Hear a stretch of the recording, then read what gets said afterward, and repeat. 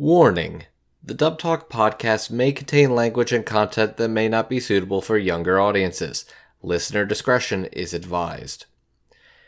There will also be spoilers for various anime throughout the course of this episode. Please proceed with caution in case we discuss a series you've yet to finish. Finally, the opinions expressed are those of the individual participants and do not reflect the Dub Talk podcast as a whole. Enjoy the show.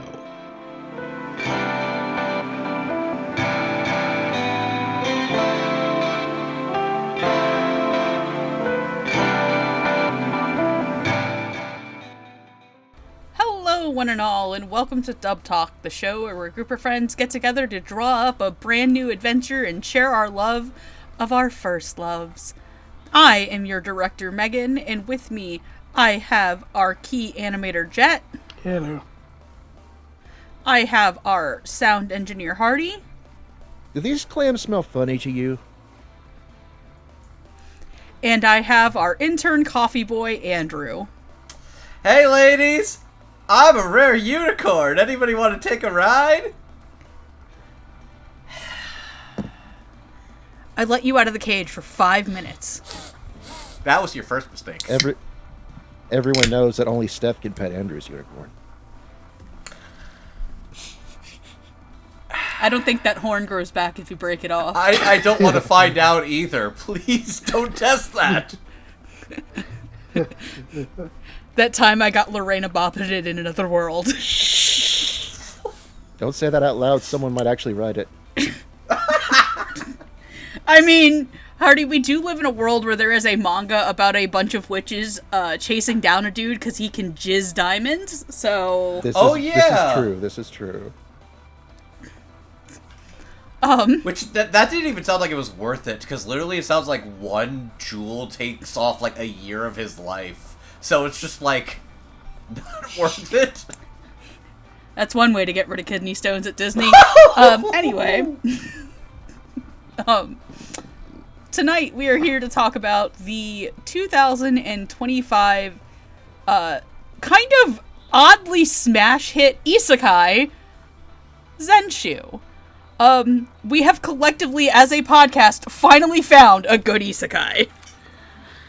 It was bound to happen eventually, I guess. So, for those of you who have not heard of ZENSHU, here is the premise. The series centers around Natsuko Hirose, a prodigious director and animator.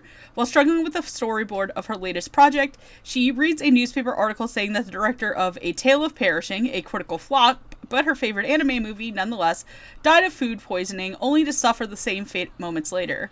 Waking up in a world, a tale of perishing, she soon discovers that she has the power to bring her animations to life, in order to alter the tragic storyline and bring hope to the world of anime that inspired her to pursue animation as a child. If I had a nickel for every series I read about a creator getting isekai'd into a piece of work that has affected them and falling in love with the main character, I'd have 2 nickels, which isn't a lot, but it's weird that it happened twice. What's the other nickel? Scum's villain self-saving system. Ah, okay. But in that case, it is a danmei. Okay. That's what I thought it was. Alright. It's a BL, it's a danmei BL, where instead of, the series being something that the main character really likes, the main character of that basically, complained about every single chapter of it and hated it so much, and dies of a heart attack while cursing the novel, and then gets put into the villain of the story and has to save his ass. Fascinating. Okay. But we are not here to talk about that, for that has no dub in a danmei that is terrible, terrible CGI. But we are here to talk about ZENSHU, a gorgeously animated series out of everybody's favorite crunch lords, Studio MAPPA. So, I sometimes talk about this whenever I do a MAPPA Dub Talk episode, where I do that thing where I'm like, I'm not going to give this to MAPPA, because giving it to MAPPA will go to their head. I like to give it to, like, the creative staff behind this one, and I actually looked up the director of this one, It is a woman who she did directing, storyboarding, and it was like the creator, Mitsue Yamazaki. You want to know what she's actually done before this? A lot. She's done a lot more stuff, funny enough, at Doka Kobo. Is it? I was gonna say Andrew. We because he's done for the lead in like these are clues that will help us later. This is a secret tool that'll help us for later.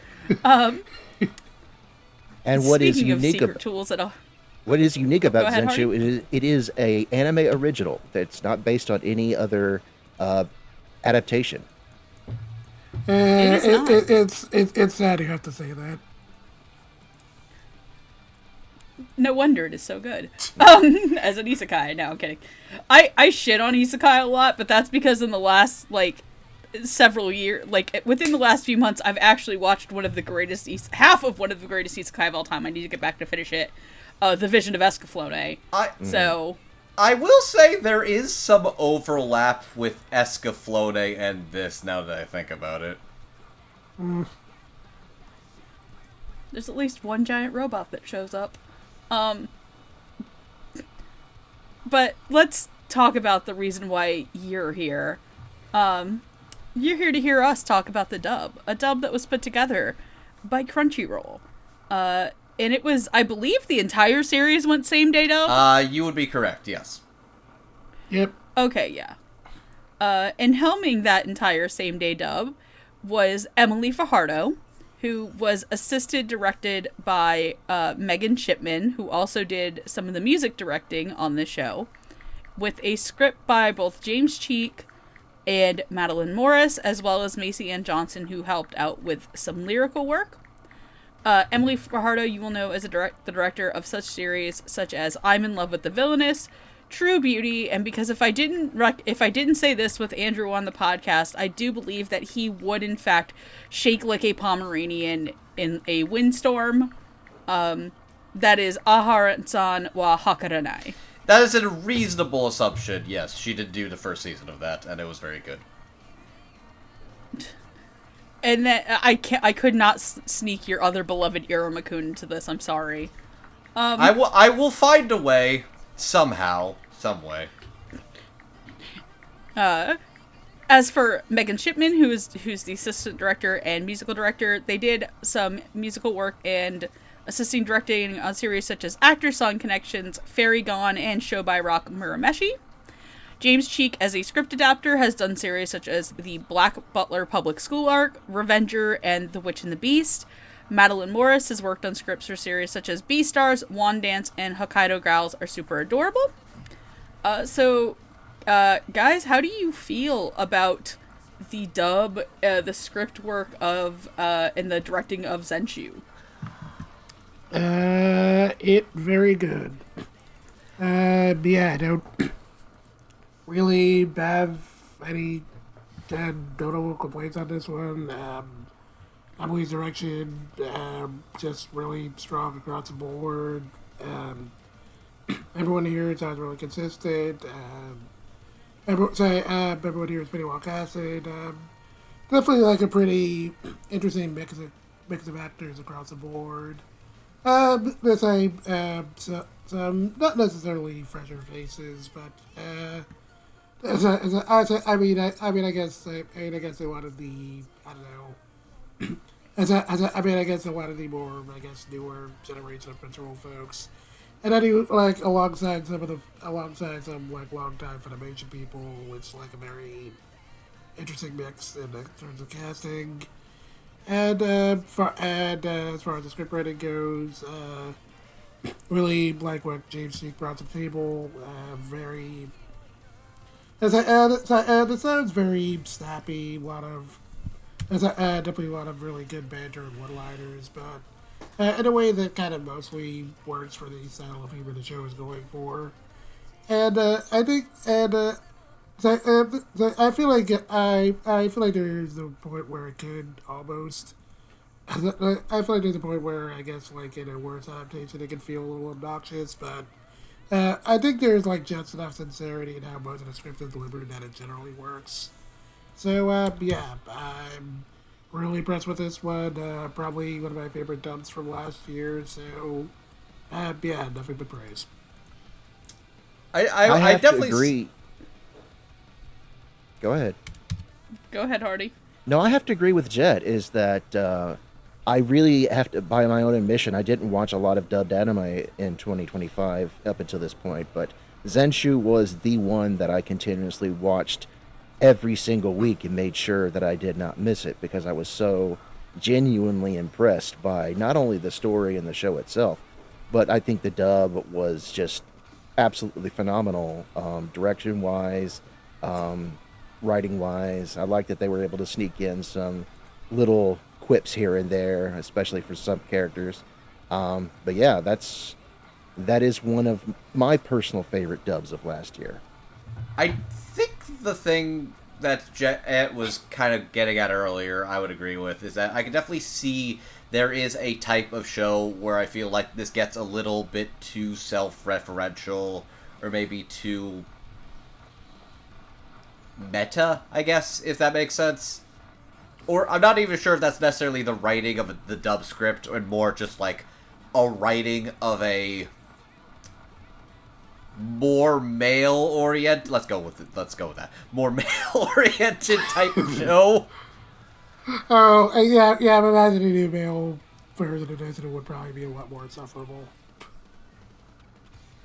Because, like, it's not really a show built off references of the isekai genre. If anything, like, she says in episode 1, ah, shit, why didn't I watch more isekai anime?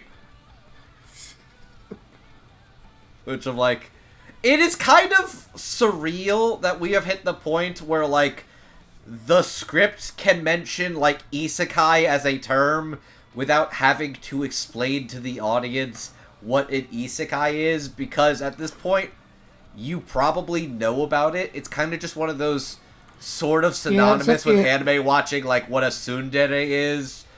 To which it is kind of very interesting that you just kind of like directly use the term isekai, but like sometimes but do use nerd instead of otaku. Having said that, I do still appreciate the joke that like, man, why does it happen to be this stuff only ever happens in Desperate Lonely Nerds? No, yeah, I would agree and say that the script of this is extremely snappy, but it's also got a whole lot of sincerity to it as well.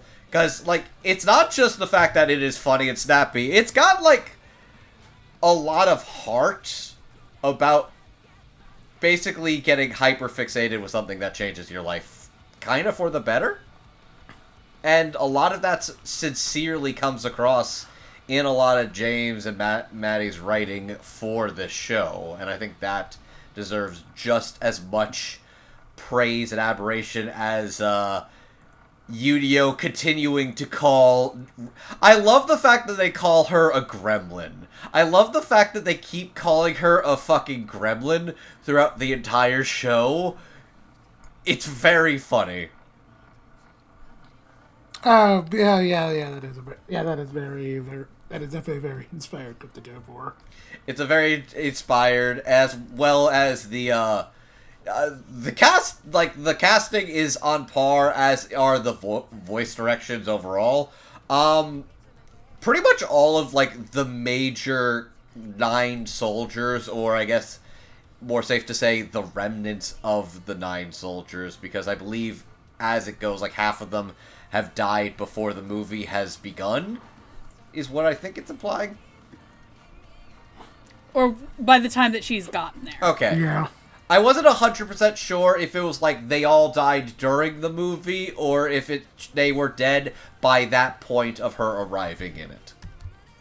Yeah, I think they were all dead by the time that she got I think the initial premise of the movie that like by the time it starts they're already on like one soul future, and like both of the 9 soldiers are already dead.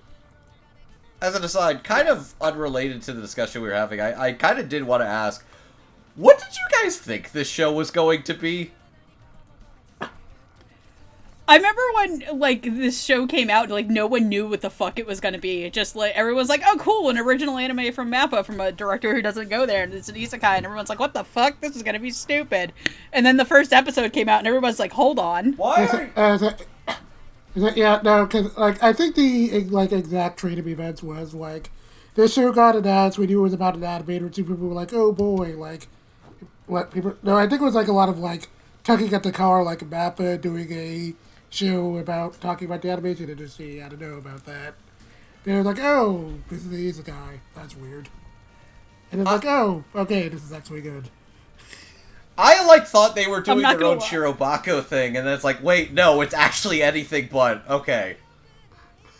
I do partially wonder if half the anime community was a little bit clenched after the last time something that we really didn't know a lot about, that everybody hyped up came out and it didn't end so well.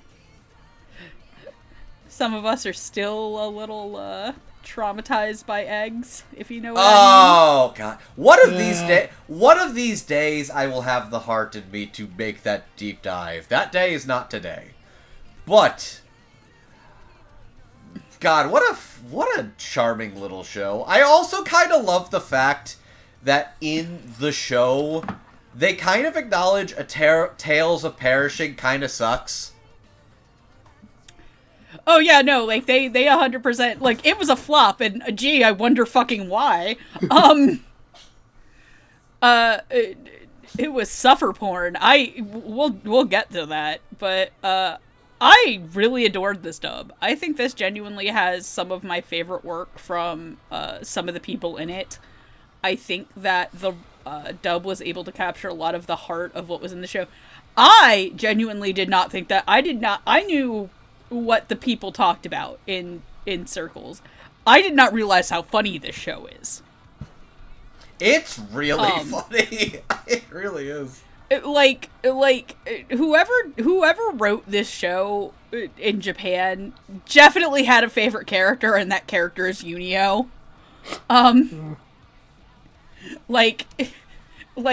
yeah, I genuinely think that the reason that this show works for me a lot as both the show and why the dub writes is that I definitely didn't mind the meta commentary, because I genuinely kind of like series that are about art talking about art. I am one of those weird people, but not in the sense of the way that, like, Hollywood likes to, self-fillet itself about art. This felt genuinely like a genuine love story between the thing that inspires you to move forward. And I think, to me, there are just so many good little one-liners in this. I'm trying to see if I wrote some of them down. Bestie, I caught... Oh, yeah. Destiny calling Natsuko bestie all the time fucking took me out. It's so cute. It's so cute. Bestie. Also, this is one of my favorite lines in the entire series. It's awful how much hotter you are as an abject failure. Oh god. And just my anime food.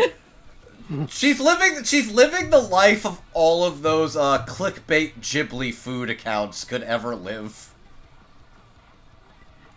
It's like, thank God I've been reincarnated into Howl's Moving Castle. Holy shit, is that Calcifer's bacon?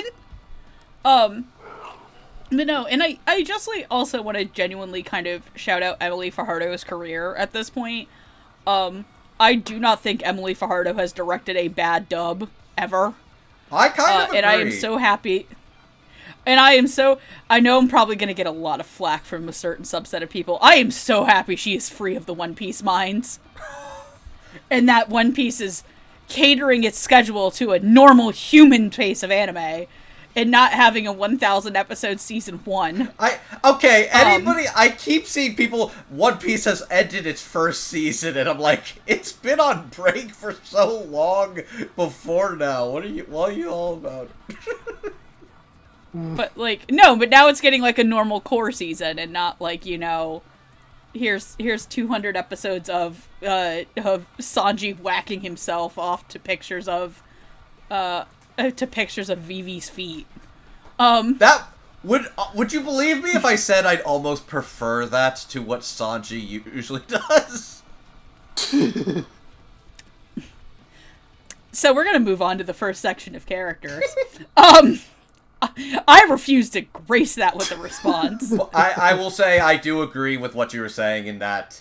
I love her work on One Piece, but she has also done a lot of my favorite dubs of the past couple of years, and I've been very impressed with her work, and I'm very happy to see her work on a show like this. This is really, really good. I also just really want to compliment this. This is probably something about Emily Fajardo in general that I genuinely like, and I think that she is among some of the few people out there who I think actually get some pretty creative casts going. I would probably put, like, her, Sean Gann, Jade Saxon, and Caitlin Glass into, like, that kind of elite territory for me, personally, of, hey, this is a person who really, I think, knows how to cast outside the box at times, or if it needs to be inside the box, she knows how to directly get that into the hole. It's like, anime directing is like playing cornhole. Like, you can get it on the board, but when you sink it into that hole, Andrew, don't, it really hits. I'm really trying to behave right now, because that's a solid analogy. But as soon as you get it into my hole, you were ready. You were ready. You had the goddamn net and everything ready. You knew to look at me as soon as you said that. That was the correct choice, but I feel like you just did a swiper no swiping on me, and I'm just sitting here like, oh man! Emily, Jen go down Hardy, to I want you to know that Hardy and Jen, I want you to know that when I go to Disney World with Patrick and they say, do you have your children secure? My immediate thought to go is, oh shit, we've lost Andrew. God damn it. God damn it. Anyways, yes. I could just see back when the dueling dragons were still open. Andrew just is continually stuck in the baby swap. Look. Why did they make it so small? Why did they make it so small? Damn it. But yes. Your dick? Yeah, oh, you know what? I'm in agreement. Let's move on.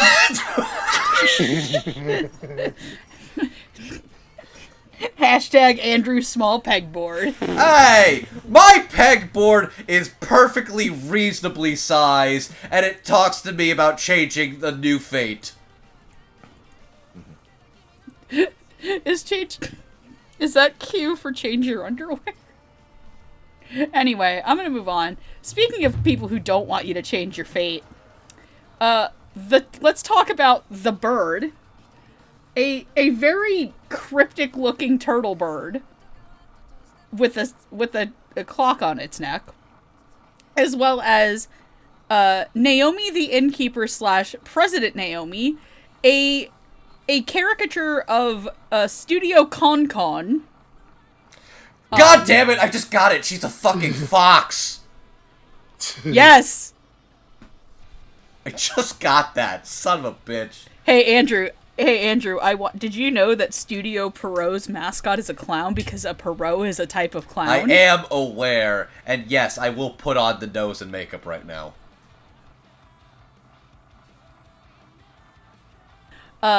She's kind of teaching Natsuko a lesson, but at the same time, she is a greedy capitalist, so, you know. Mm-hmm. And then we have Destiny Heartwarming. In the original version of A Tale of Perishing, she is Luke's love interest, who eventually, you know, succumbs to the fate of the bird's suffer porn of a movie. Because that is the only way to describe A Tale of Perishing, is that it is a suffer porn movie. It is, what the hell is, yeah, I'm sorry, the bird's name is also, Kametaro Tsuruyama, but she is, also just this, like, very creepy looking turtle bird turkey thing, who, I like when they capture her, like, to interrogate her, they don't, like, tie her wings up. They just tie her feet up. I didn't actually notice that. That's...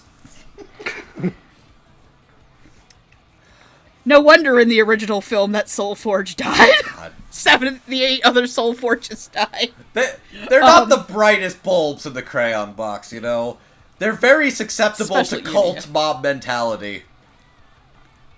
But anyway, Destiny Heartwarming is is in the original film. She is Luke's love interest, and she dies at the hand of the mob, and that causes Luke to finally, spiral and make the ending of A Tale of Perishing.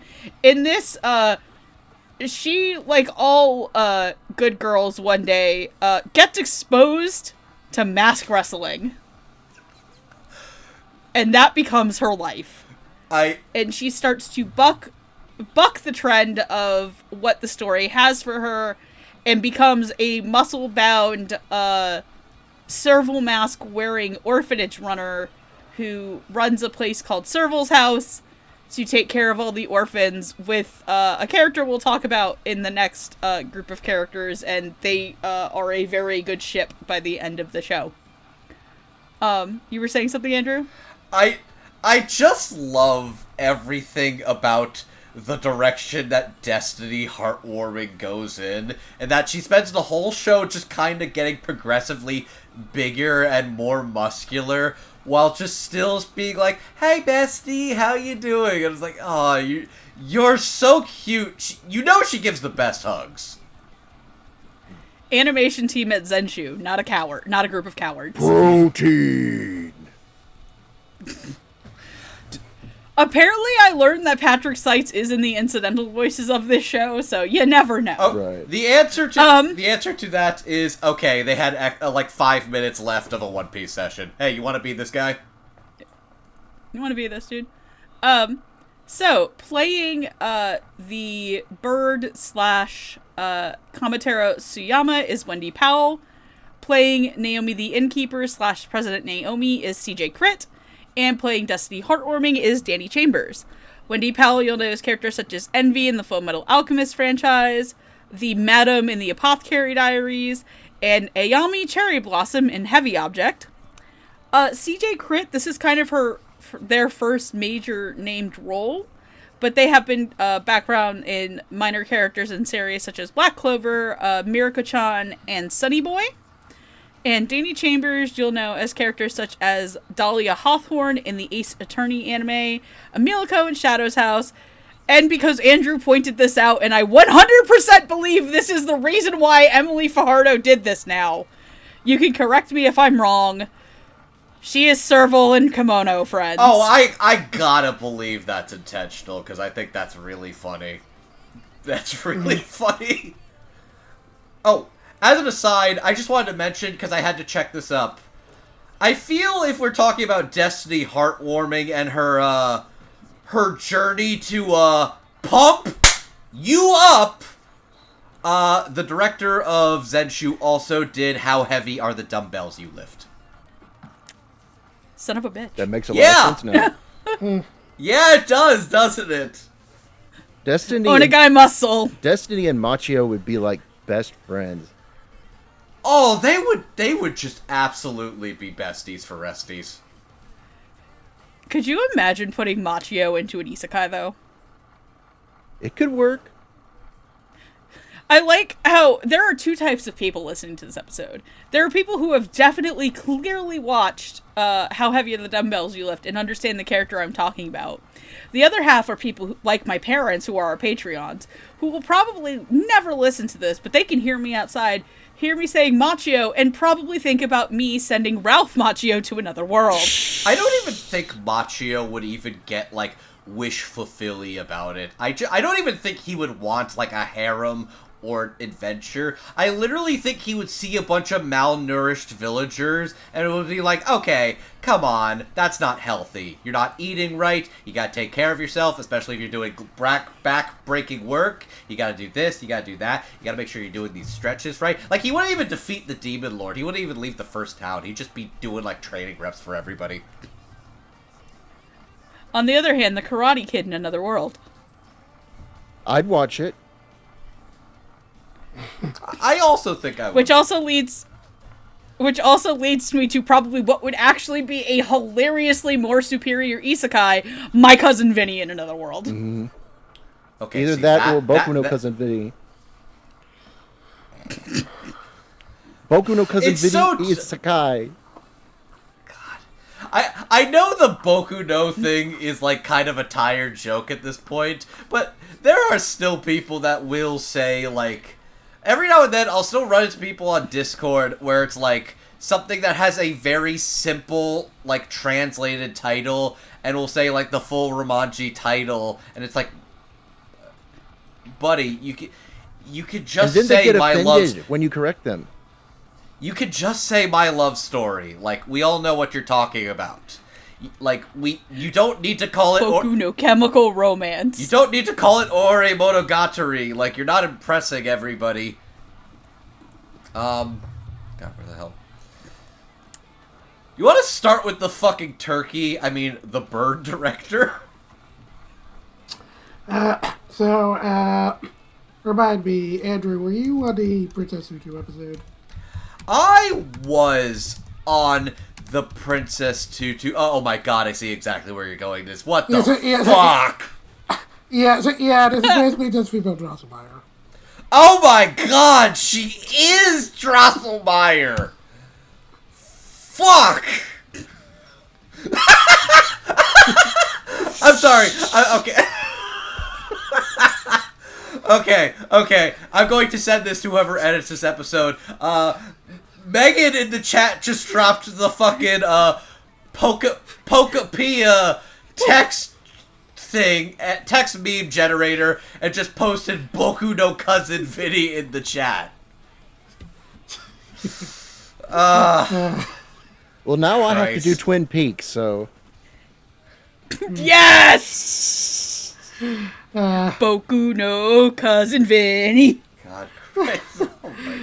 Oh But anyway, going back to Bird Drosselmeyer here, Wendy Powell, it's always nice to see Wendy Powell and things. I really love just how distinct her voice is, and I letting her get to do this kind of villain role is really a lot of fun. Like, granted, like, the bird here isn't like constantly plotting in the background or anything. It's more so just playing the role of the director, just kind of really coolly steering the plot along in the direction she wants to. So yeah, Drosselmeyer.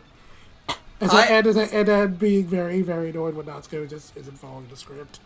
I'm trying to think about it because you're right in that, like, the bird director is technically the antagonist, but I feel like she is more of, like, a metaphorical one than, like, an actual villain. The most she does is to basically... Okay. I mean, to be fair, that's also kind of the same thing with Drosselmeyer. Drosselmeyer isn't like an active force. No, Drosselmeyer, I think, was actively out to fuck them kids up. I think, like, the bird director is a little more of, like... How do I describe this? So, if we're talking about what she represents in the story and what I think they're kind of going for, I think... How do I describe this? I think she's kind of like a Ghost of Christmas Future scenario in the sense of, like, she is what Natsuko could become if she does not effectively drop the facade that the virtuoso is able to do everything all on their own and is able to fix and mend everything all on their own.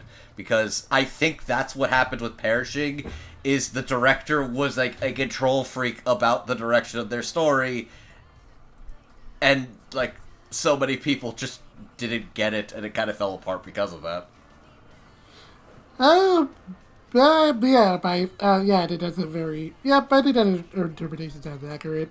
I think one other thing that, like, probably wasn't intentional, but just something I found interesting, was I think, like, was that, like, aside from you mentioned about, like, her kind of being, like, a darker reflection of Natsuko, I thought the dynamic there was also sort of interesting in terms of, like, looking at them as two creatives. Like, I guess, I guess in a way, sort of, maybe, again, probably not intentionally, but kind of, in a sense, talking on the nature of adaptation. Maybe, like, I guess the idea of, like, you sort of going over someone else's work and, like, coming up with your own interpretation of it.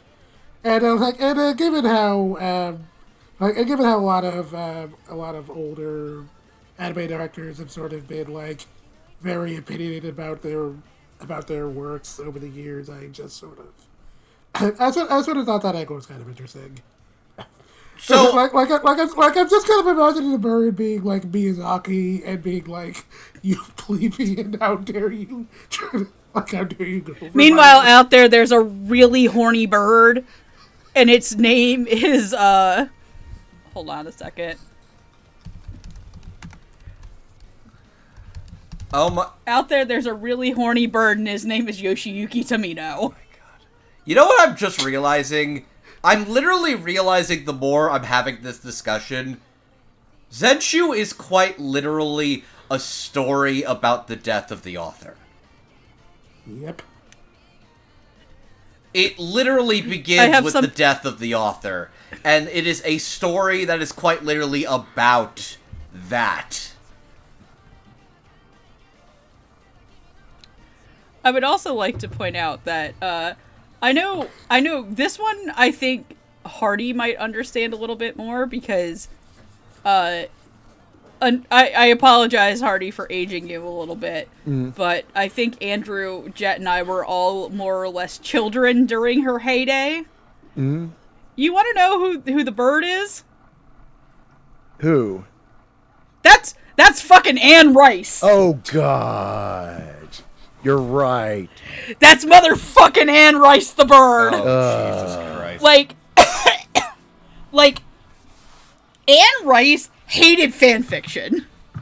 It's true. Anne Rice sued people about fanfiction. This is anime bird Anne Rice. Oh my god.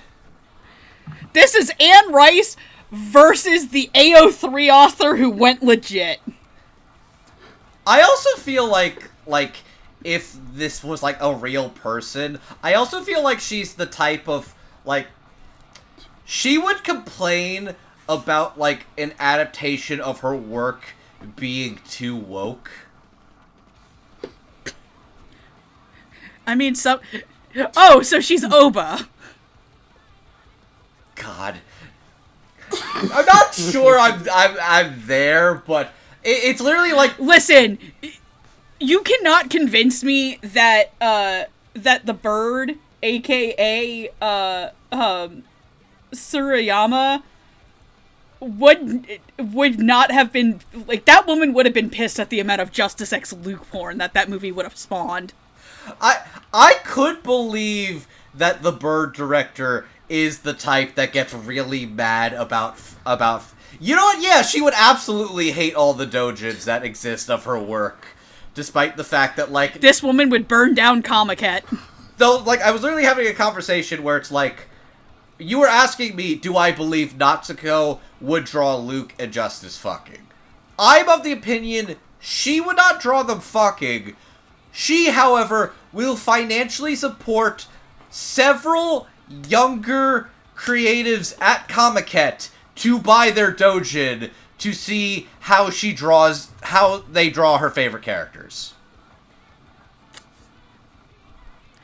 But I love Wendy Powell. It's the bird. Oh, By she's the way, excellent. I love this.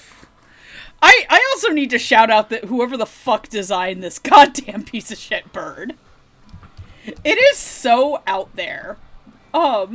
It's just I love it. That the eyes. It's just it's the like eyes.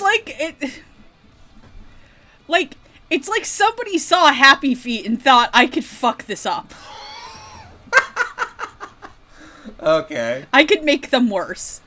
The last thing I think I want to say about, like, our director friend is not only is Wendy Powell's, like, distinct, sardonic, kind of bitchy voice perfect for this kind of character, I also think it's funny that, like, You know the meme of, like, two consenting adults? The man says, I consent, the woman says, I consent, and then the picture of Jesus says, I don't. Isn't there somebody you forgot to ask? I'm just imagining, like, Luke and Natsuko consenting, and she's like, I don't, you should have asked. Meanwhile, Justice and Destiny are making out in the background. It's no use. There is no contraception in a tale of perishing. Jesus Christ. And then Natsuko will be like, hey, anals exist. You just... I'll talk about really quickly CJ Crit as Naomi. First of all, I love in the first Love episode, this is my 157th first Love. Money! I can't believe Mr. Krabs is here. God. But, no, I really liked CJ's performance. I thought it fit very well into the, kind of story that exists there. I love the fact that Natsuko's like, wait a minute. Oh, she must have been a cute little thing that the director, she put in because she liked her so much. Meanwhile, like, it was probably, like, one of those, like, fuck my boss kind of things. But I really enjoyed her performance, so... She has, like, a very... Like, you're right, she is indeed still a capitalist, but it's like, there's the kind of, like, you feel like a person that understands people kind of boss, instead of, like, I live in a glass cage, all my own, I'm better than everybody else. Okay, here's the thing. I do believe she understands people, yes. I do believe that, like, I do believe she does, like, to an extent, value. Is that, like, want to nurture Natsuko as an artist. That said, it does say a lot that she was, like, basically leaving the situation with the studio as it was towards the beginning. It does, you are correct in that a lot of it was kind of just the animosity of just letting them kind of figure it out. Because, hey, she knows what she's doing, it'll be fine. It was not fine. She ate bad clams and almost died. I would just like to say, for some reason, she gives very strong Joan Rivers vibes. God, she does. Oh shit, I can see it too. Mm-hmm. There's also, I kind of just enjoy the fact that, like, she's got, like, very, like, friendly southern mom that, like, goes to the PTAs and, like, brings all, like she brings, like, brownies to those things. That's just the kind of energy she gives off. Hopefully not potato salad with raisins, though. Oh god, no, that's a war crime. Yeah. She looks like a woman. She sounds and looks like a woman that understands how to season food. I think she is not like a Karen. She's more of like a Kathy. You want to choose those words carefully? Yes. I'm not even, like, trying to choose violence here. I'm literally just trying to come up with, like, a name that works for her that's not a character. She's a Georgia. I was gonna say, Andrew, I said pick your words carefully because that's my mom's name, that's why. Oh, that makes sense. See, my follow-up was going to... But no, I'm with Hardy. She's either a Georgia or a Dolly. She does have Dolly energy. See, I was gonna say Joyce, and then I was like, she's probably listening to this episode right now. Hi, Joyce. Hey, girl, we're calling you out specifically. Hope you just had a jump scare. But let's talk about the real star of this section, if we're good to move on. Destiny Heartwarming. Who does not have... Who has one of the most single unheartwarming moments in this show, Jesus Christ. Okay. Yeah. It's like, whoever decided to to do that scene in episode 12 of her with all the orphans on the roof, your mama's a hoe.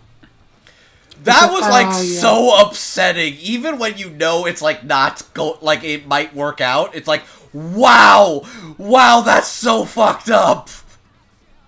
Yeah, that whole scene was very, very mean. But what wasn't mean was, Destiny is a character a lot of fun. Also, I know we mentioned, I know there was a lot of mention of Cerebral Cat because I know a lot of y'all are like our Kimiko and folks, and our Kimiko friend folks, and I understand that. But I just really enjoy the Shameless Psychopaths reference. That was so funny. It's so good. And what makes the reference even more shameless and funny, I'm not like a super hacker ass expert, but I did watch like some of the Toei reboot, and I do know like some things about the original series. And one of the things I do know is that part of the initial premise for that story is about a dude who decides to become a masked wrestler in order to help protect a group of orphans and kind of like help save the orphanage. Guess how Destiny gets the mask? Oh my god. Oh, that's so good. That's so good. Imagine showing Destiny Nacho Libre. Or playing as King in Tekken. Oh god. Hell yeah. She would totally be a King main. You ever see that fucking, like, Love Live video with King in it? No. I did not know such a thing existed, Andrew. Anime girl King. This is going to lead to some awkward results. No porn yet. Okay. Anyways, please continue the conversation as I do some investigation. But yeah, Destiny as a character is a lot of fun. I really like. I think Danny does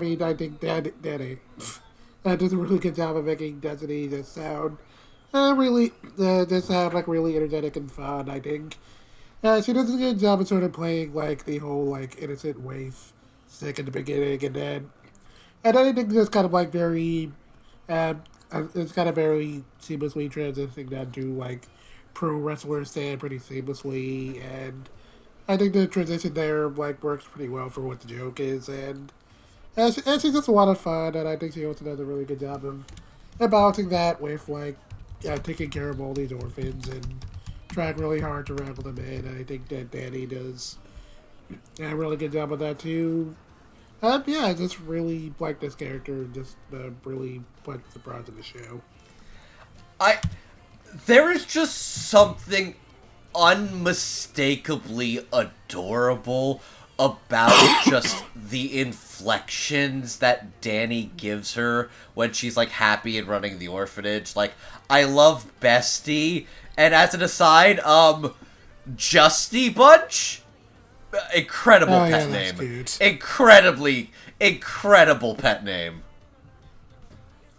But it's like you love seeing her go from like the klutzy, ditzy, damsel in distress that kind of just becomes like fridged to becoming happy, healthy, and full of protein and whey.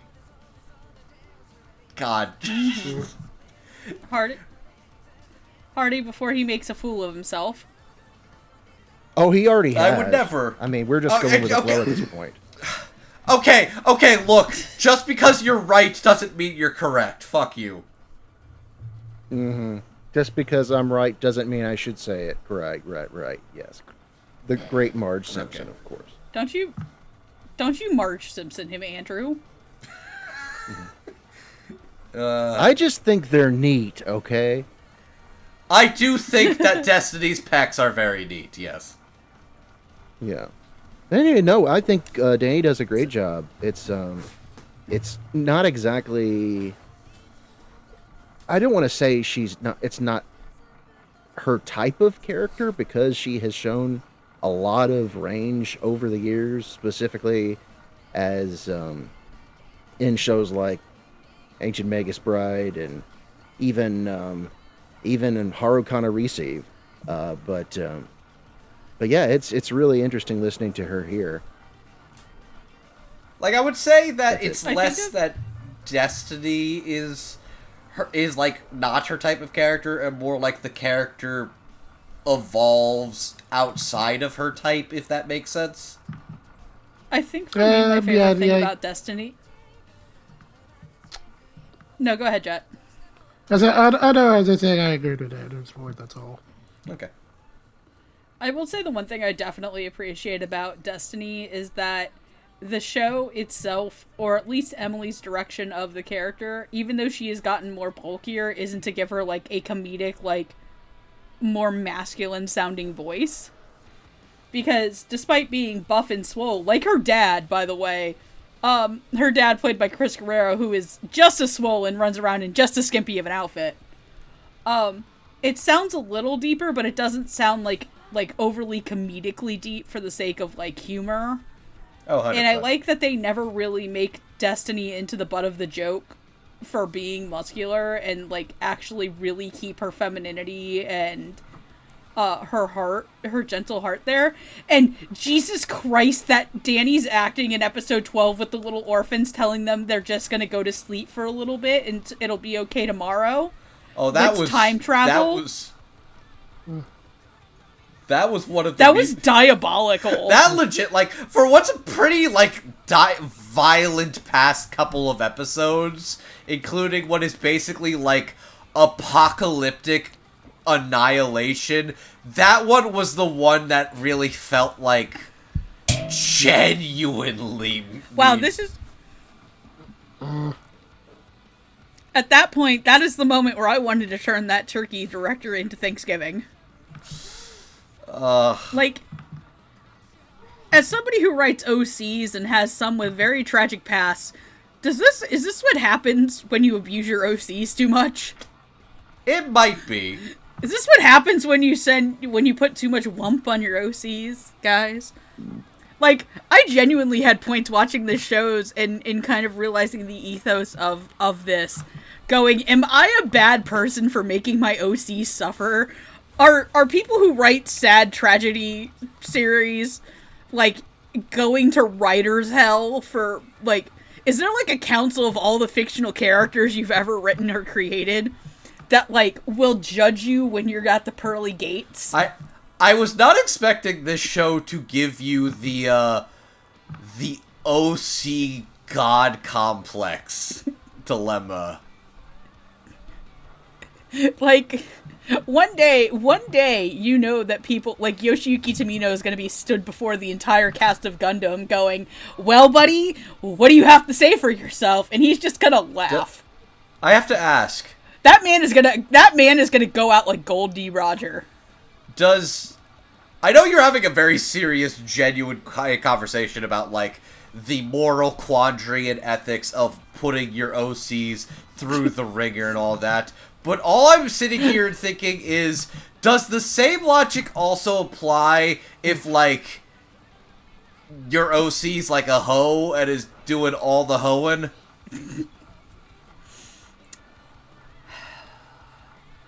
I guess I'm gonna have to give you a 2 to 5. I'm gonna have to give you a 2 to 5 business days on that one. I look forward to that answer. Like, I'm gonna have to go to the Council of Hoes.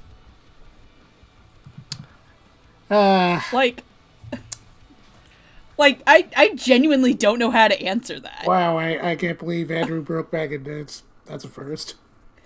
I'm good at what I do. No, he's broken me before, but not in, like, a metaphysical way. I've basically given you a moral crisis. I was not expecting that.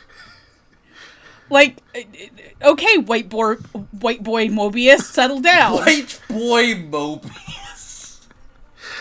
I think we should You know go. I think we should go. Yes, Hardy, we should go.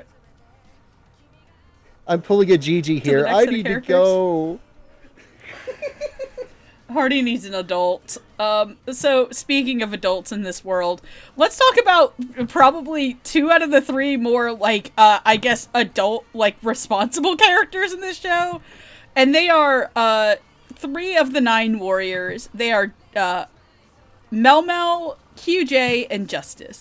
Melmel is a ancient elf who, in the original story, becomes so disillusioned by the world because she is an immortal elf and she has watched so many people die that she cares about, and she doesn't want to see any more other people die, that she basically becomes like an avatar of the Lord, of the Lord Void, who ends up being killed by Luke's own hand, and is one of the things that helps him really, that kind of kicks off him and Destiny being exiled by the town, the last town, because he kills one of his own, and it eventually leads Luke into his grand fate in A Tale of Perishing, in which he makes everybody perish.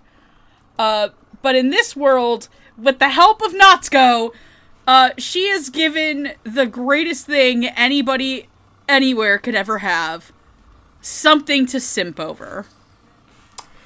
And I will explain that when I talk about her. QJ is a small robotic being that detects the oncoming void. In the original series, he's kind of the only character that really makes it out in the end. But in this, he's the one that Natsuko tells him that, like, at the end of the day, Luke's gonna become the King Void. He sacrifices himself, and that's what kind of kicks off the despair in the end. But he kind of comes back at the last minute and helps Natsuko save everything. I got better. And then Justice. I got better. Yeah, this Digimon looking ass fucking thing gets reconstructed by Melmel's 2 friends, in a bit of a playful necromancy. As all elves tend to do. You know, just... So a bitch does a little bit of necromancy, picture of Fallen, not Fallen, Marcial. Marcial here. And then there's Justice. Justice was a big dragon guy who, got hurt during, prior to the series and had his wing injured when their golem friend dies, and he never tells Luke about it because he doesn't want Luke to really blame himself and send himself more into despair, because as you kind of come to realize, Luke has not had it easy in suffer porndom. Justice ends up kind of becoming like the voice of reason to the party of the 9 soldiers, and eventually becomes Justy Bunch to Destiny and the orphans, and kind of becomes her love interest at the end. And objectively, Justice is the hottest character in the show. He is canonically hot. Like, to the point that even Natsuko thinks so, and is the reason why we get objectively one of the best lines, which is, why do you look hotter when you're, like, at your lowest, basically. Yeah, we forgot to mention Justice has become a drunken vagrant of sorts. Yes, and a womanizer. Mm-hmm. And frankly, with a face like that, how could you not? So, playing Melmel is Alexis Tipton, playing QJ is Derek Snow, and playing Justice is Corey Wilder. Alexis Tipton, you will know as most pink-haired anime girls at Crunchyroll. But other characters you might know them as is Saya Kisaragi in Blood Sea, Shozue in Raven of the Inner Palace, and Merle in The Vision of Escaflowne. Derek Snow, you'll know as characters such as Isaac Fowler in The Ancient Magus Bride, Hermes in Kino Journey, The Beautiful World, because he's also a robotic little mascot. Oh, yeah. And Choji Tomiyama in Windbreaker, who is not a little mascot and is actually kind of a little... Oh, yeah, he's the little freak. I remember him. And Corey Wilder, you will know, I will just say this now, Corey Wilder broke out last year as an actor. they really had a stellar year. But you'll know them as such characters as Gilbert Blythe and Anne Shirley, Hikami and Nina in The Starry Bride, and Sato in Tales of Wedding Rings. Trying to think of where to even start with this, because all of them have a lot you can really dig into. I would say probably QJ or Justice. I was gonna say, like, out of these, I think Memoranda is the one that kind of had the least to do, but okay, Memo. yeah. She's got the fun thing where she's got a nonsense name, and because of the Japanese language, L's and R's get confusing. So she's got, like, Memoran, or it is Mamel in the dub, but they spell it I keep looking at her name and thinking her name's Meruem, like the fucking Hunter x Hunter Ant King. I find it very funny that that's kind of one of the little meta jokes I actually really like about this show is when Luke and Natsuko are kind of arguing about, like, if she's being strange, because, you know, she doesn't show up at one point during an attack by the Void, and they start getting suspicious, and that's when they find out she's basically in a death cult. Natsuko kind of jokes, like, alright, how much do you really know about her? What's her actual name? And let's just get this out of the way. I 100% knew that this was going to be Anime of the Year last year, regardless of what else came out of it. When an entire plot point of saving the character from a death cult was exposing her to Utao no Prince Sama. Oh, I say, oh yeah, that bit had me rolling the first time I saw it. Just 10 out of 10, genius.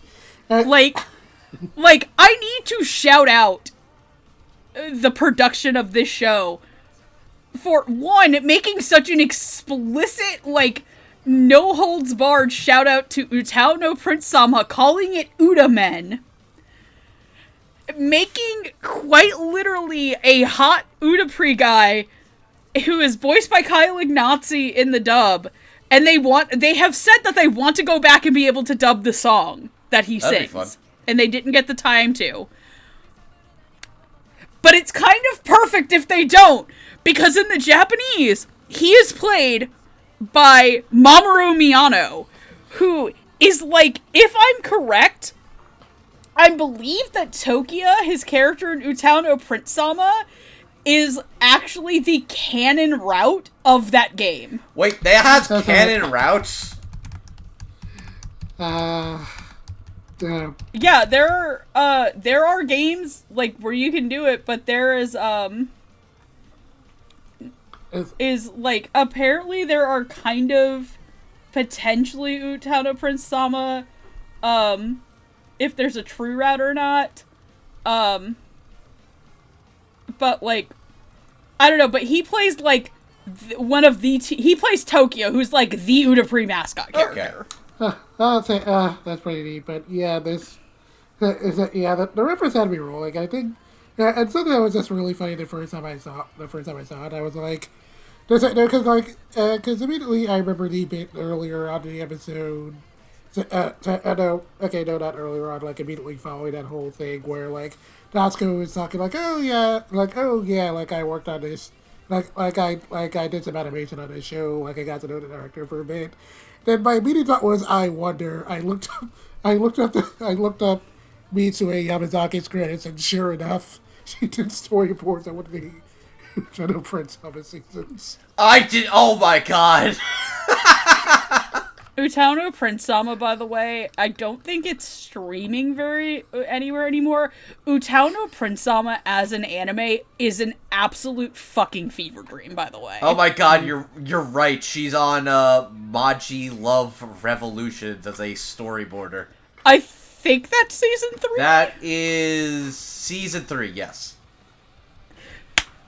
That's the season that focuses on the girls of the podcast favorite group. Nice. Like I hold on a second. You guys keep talking. I'm gonna look up something. So Yeah, to which I'm gonna make a very curt joke, but I just have to get it out of the way. Like, Go for it. since we're dealing with a character who's like an immortal elf, just sort of like very clearly having trouble figuring out how to wander through this lonely existence. I'm just sitting here thinking, like, man, do you think Himmel just sitting up there in heaven watching this show and be like, man, I wonder if I could have wooed her if I just like did the Prince up a bit. Himmel the hero sitting there thinking, I could do those moves. I could do that. As an aside, I love the dumb, stupid name of, no, I'm not the ultimate void. I'm the ultimate exister. Because Sir Exister. Because being existing is poggers. I would like to point out that he also seduces the men. He also does! Which, as an aside, I love, like, I can believe in the world of A Tale of Perishing, a nihilistic death cult forms around the voids as a whole. That tracks. I can also see the logic of the 1,000-year-old elf girl who has seen all countless peoples die over the years would give into that nihilism and fall into it. The payoff that they all become idol fans is so good. It's so good. I also need to shout out in the last episode Alexis Tipton's delivery, where her and Natsuko are talking. She's like, "You're not gonna change sides of me. No, I only exist for Sir Exter." No, I'm a Sir Exister stan through and through. Stan. I love the fact that they specifically use the term stan, and everybody else in the universe is rightfully confused of what it is, but then they start using stan, like, how do I describe this? They don't use stan in a way that, like, they are a person on social media. They're using stan in a way your kinda cringe, well-meaning parents are. Hey, to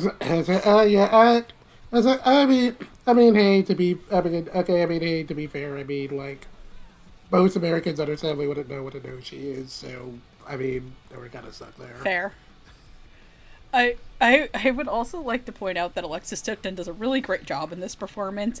I think a lot of us are very used to her being very upbeat characters, so having her play a character that is so kind of subdued and not necessarily monotone, but a lot more kind of like, the only times we really see her get super emotional are in the death cult things. Also, holy shit, her with an eye patch. 10 out of 10. I was sad that they didn't keep the eye patch. I was like, damn it, she actually looks really good with the eye patch. But I really like Alexis's kind of cold and aloofness to her. And I think that she really excelled in the role. I do kind of wish, if there was one complaint I have about ZENSHU, is I kind of do wish it was a double core show just a little bit to, like, flesh out, like, some of the other people. But I can't complain there. Also, before we not talk about Udapri again, I would like to remind everybody that it is canonical that one of the characters in Town of Prince is quite literally a robot. I still remember vividly the experience of you showing Amon the story about him going, wait, is he a fucking robot? Robot? Amon was like, are you fucking... God, I love Ayumi Kaze as voiced by Shota Aoi, who I am surprised was never in the cast of the show in Japanese. But anyway. Anybody else want to talk about Mel Mel and her voice and Alexis's performance? She was good. I just kind of wish her... I think my biggest complaint about Mel Mel, Alexis Tipton's great. I really like the character. I feel like she should have had pointier ears or sharper shoulder pads. She needed that Lodos War. She needed to look a little more like 90s Lotus War, yes. I fucking love That QJ. I fucking love QJ. I love him so much. I wasn't sure what his deal was at first, but then, like, when they really focus on, like, his central episodes as, like, an ally actually being somebody that Natsuko could turn to, he actually got me a little. Like, his fucking sacrifice genuinely got me a little, and he went out like a badass. Just... I am always a proponent of Derek Snow playing freaky little guys. He's just a little guy. It's his birthday. I genuinely enjoyed... I love when Natsuko tells him, and he's kind of the one who's like... He's kind of really the first one who tells her that she needs to kind of believe in herself and that she can change the story. And I love when he's like, I'm really good at predicting the weather, and there's 100% chance that it's going to just be sunny and there's no storms coming. And I kind of love how Derek has the freaky little guy voice, but they didn't put, like, a robotic filter over it, so thank you, mixing department, for that. There's just something endearing about him as, like, a supporting character, but he has a very sincere kindness to him. Like, he grows vegetables, you can tell he genuinely is willing to listen. Like, he's just a good little guy. And he made me feel things. He genuinely made me feel things, and I did pog out, and it was like, he's like, you can still reach your happy ending. It's like a story about the fictional death of the author, but it also is a story about not succumbing to, like, fatalistic nihilism and basically fighting for the ending and you deserve and the people deserve. Like, that's kind of charming. It's like, oh yeah, I really do. I really like their performance. Really just a very fun little guy.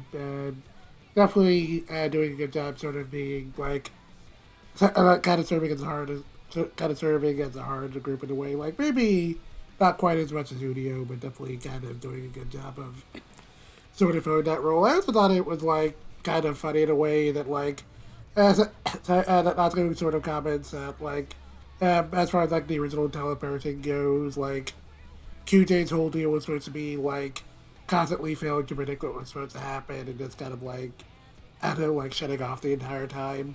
And then within the context of the show, QJ kind of ends up being the one who's the most consistently reliable and the one that Natsuko can turn to whenever things are going down. Oh, so literally in the original Tale of Perishing, he's too good, so they have to nerf him. They literally have to nerf him to make the story happen. Basically. That's fun. That's funny, actually. Hardy, your thoughts? Oh, wait. Yeah, he's really enjoyable in this role. QJ is kind of like the heart and soul of the team. And so losing him, even though he technically was supposed to be the only survivor in the entire world, switching around to where he's the one who ultimately makes the sacrifice so that Natsuko can have her happy ending is just one of the biggest emotional sections of the show entirely. I think Derek does a great job. Do you want to start off talking about Justice too, then? Oh, the horny dragon? Justice, Yes. the horny dragon, lives under a bridge. He drinks his way. That's all I got. There is a thing about actors adding a sense of, I don't know, sensuality to their voices, whether it's intentional or not.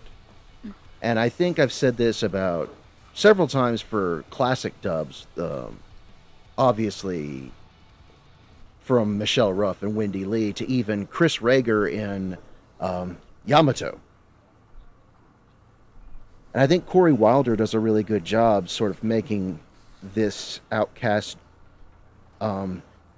non-binary, to be honest, dragon That is correct. As- They do constantly say they for Justice throughout the entire show, which is pretty cool. Yeah. Yeah. In fact, in Japanese, Justice is played by Romy Pak.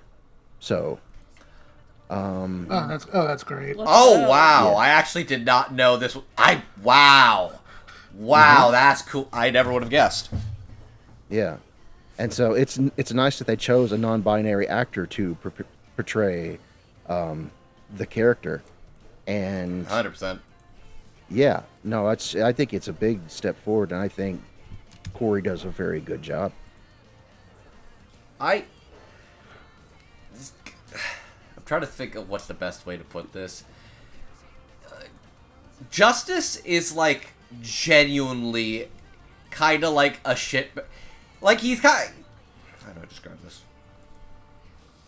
You can tell that he has kind of given up... You can tell Justice has given up on themselves. But once they get better, like, they are probably, like, the emotionally available character to the entire cast. Basically being the one that Justice actually turns to talk to. Ueno turns to him to talk to. And, like, he even, like, when Unio's having the crisis about Luke basically being on the verge of snapping, he's like, I didn't ask how Luke was doing. I asked how you were doing. And it's like, oh, you're, like, actually the good friend that listens.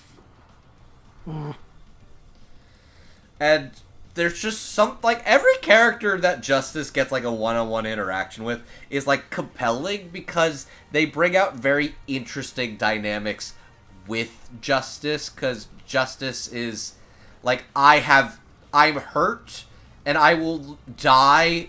I will take the secret of my pain to the grave. Nobody has to know. Luke doesn't have to blame himself, but it's like, it's not just about you hiding your pain. You can still do things instead of just wallowing in your pain. And also, not only is Justice hot, Corey Wilder sounds fucking hot too. Like, my goodness. Fucking good on you, Corey. You do a great job as this androgynous, slutty dragon that can absolutely get it.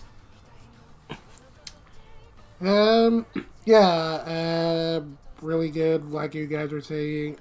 I really like the sense of sensuality that Corey added to the performance. That did a really good job of making Justice sound very distinct, and it really added a lot to the character. And I really liked how well Corey kind of played into like the various aspects of Justice, and how he's sort of like very and how they kind of play up the role of the drunkard who's just sort of bleeding around, typically wasting their life, but still very clearly cares about their friends, and is trying their best to look out for them. Like still, so clearly cares about Luke, even though Luke isn't really sure how he feels about them. And I thought that whole dynamic was pretty interesting. I like some of the moments they get with Natsuko, and especially the lot of their scenes with Ueno towards the end, where, like Andrew was saying, Justice ends up being like one of the few people Ueno can actually like turn to advice for, and I thought their interactions together were pretty sweet. I also really like the episode where Justice gets their big moment of finally being able to fly again, and it being mostly because Natsuko just sort of like being extremely demanding about it. I thought that whole thing was pretty funny. I do like the fact that it's like, I don't think she's really bullying him. She's like, no, I am pushing you, and I am pushing you above and beyond, and also I need this to save my boyfriend. I gotta draw some fucking stairs. Do your job, boy. Really just felt so far with Justice there, like having to just carry that entire desk on their back. With one wing, what a Chad. The one-winged angel, if you will. But the good kind. I absolutely love Corey Wilder as Justice. If you don't know, Justice is Megan's favorite character. I couldn't tell with the very I couldn't tell with the POV. Shut up! Shut your whore mouth, Andrew. But I genuinely want to say this. Corey Wilder's year last year was very big, and I have been watching 2 shows within the last 2 weeks that they have been on, and they sound so completely different from each other to me. In the tone and the way that they perform the characters. And I, 100% believe that Corey Wilder should probably be one of, the names that people keep their eyes on, or their ears on. And I know they've been in stuff before last year, but last year was the year where they really, very late 2024 into 2025 is where I think they really, broke out. Because that's when they, were land and free run. But this year really kind of gave us, big characters such as, Justice, Polyurethane from New Panty and Stocking. Yes, Corey Wilder is one of those twinks. I'm impressed you said the full name. How am I supposed to shorten that? Polly? Polyurethane ain't that hard to say. And then, of course, the other really big, great thing as Zonka in Gachiakta, which is an episode that I really, really want to do because I think Gachiakta is fantastic. But I genuinely really do want to highlight that conversation between Justice and Ueno in episode, I think, 10 or 11, where just the way of the cadence in Corey's voice for, come on, you know who really needs it, it's not us who can save him. Where it's, Justice is 100% aware of what Justice's place is in Luke's life. And that is as his best friend. Because Ueno is not Luke's best friend, he is his brother. And they both, and he's got to be the one, Justice has to be the one to, make it really clear to Ueno that, you're not the most important person in Luke's life anymore, it's Natsuko. And just, I kind of love how awkward Corey plays Justice too when the little orphans are, calling him Justy Bunch. It's so cute. And they're and then the last little ship tease of them in Destiny at the end is the cutest shit in the world. And it also leads me to one of my other favorite lines by the bird, which is he would never accept that type of nickname. I'm just so mad. It's my characters would never fucking say that. How dare you? Why would you do this to me? But I genuinely think Corey is such a standout, and if their performances land wasn't what broke them out, then I think that a lot of the stuff that they started to do, kind of ZENSHU onward, really, really is something that you should be keeping an eye out there for Corey. 100%. Oh yeah, definitely.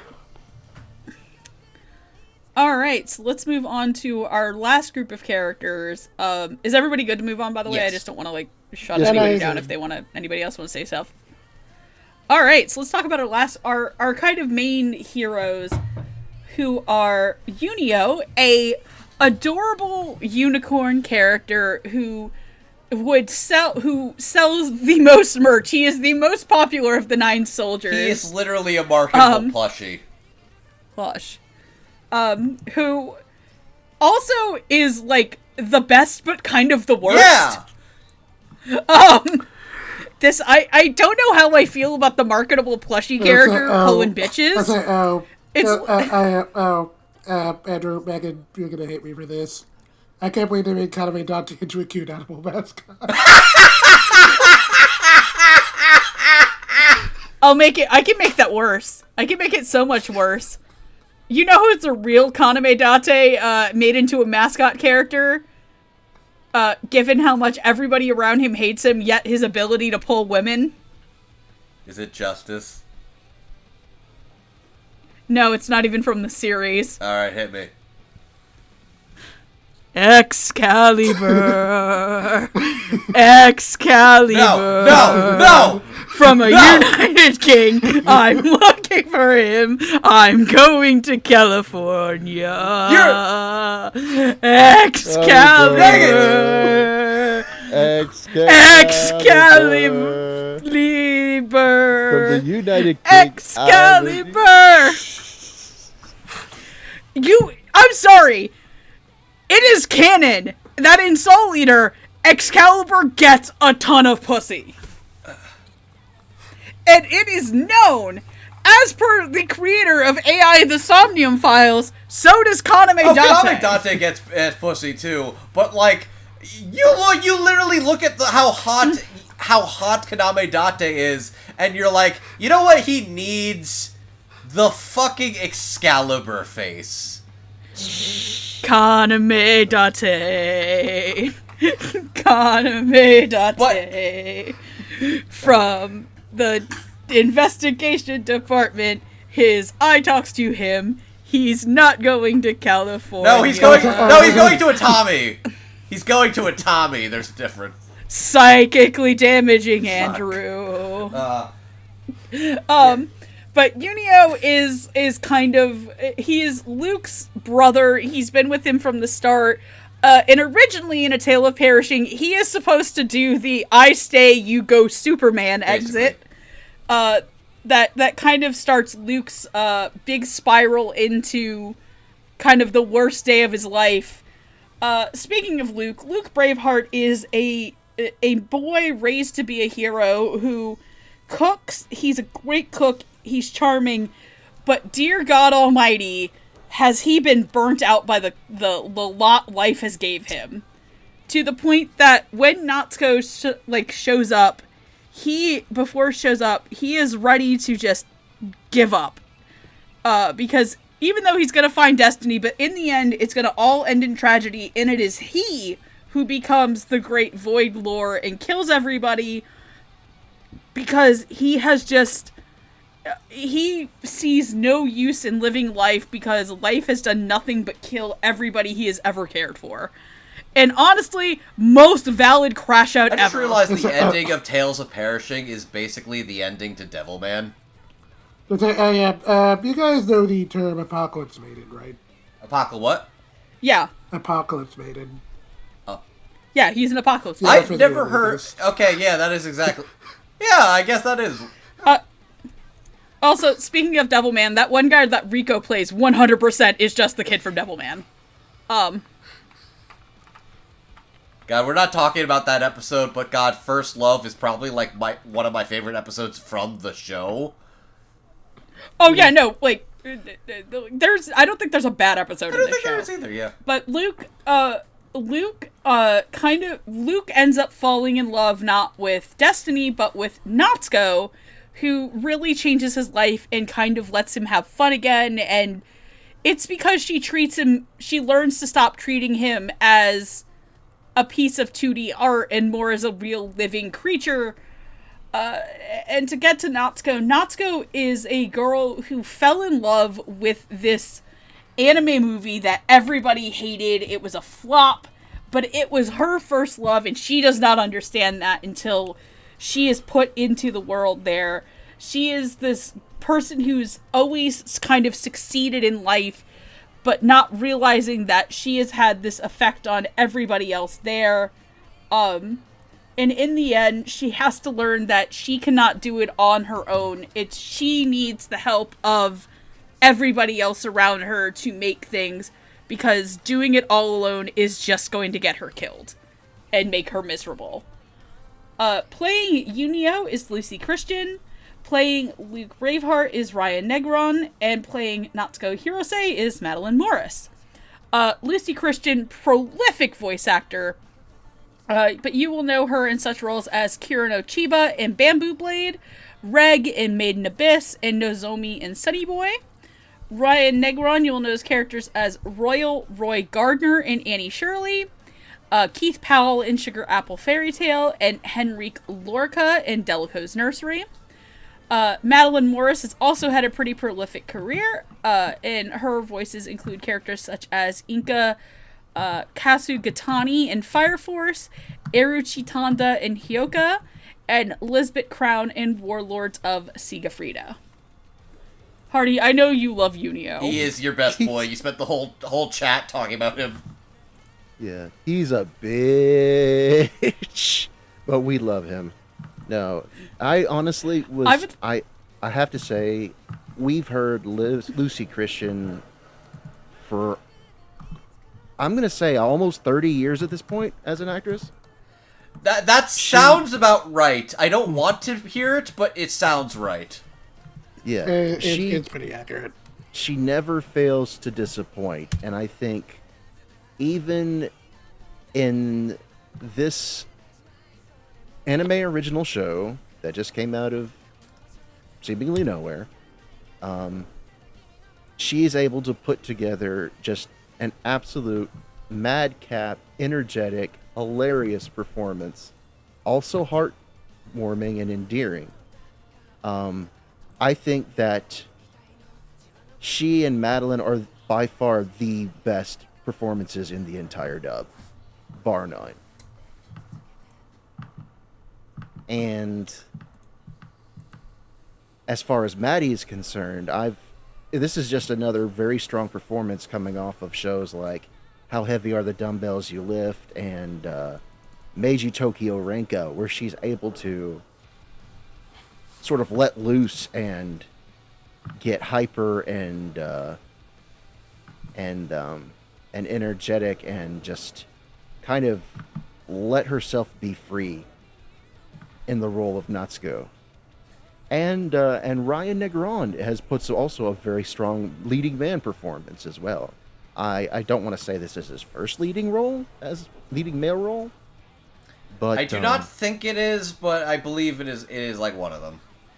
Right. And so now, if it's in one of his first, he makes a very, very strong impression, both in Luke's more vulnerable points and his more points where he has to put on, the hero face, even though everything's going terrible for him. He still gets up every day, puts one foot forward, and tries to do the right thing until it's just not worth it anymore, and he snaps.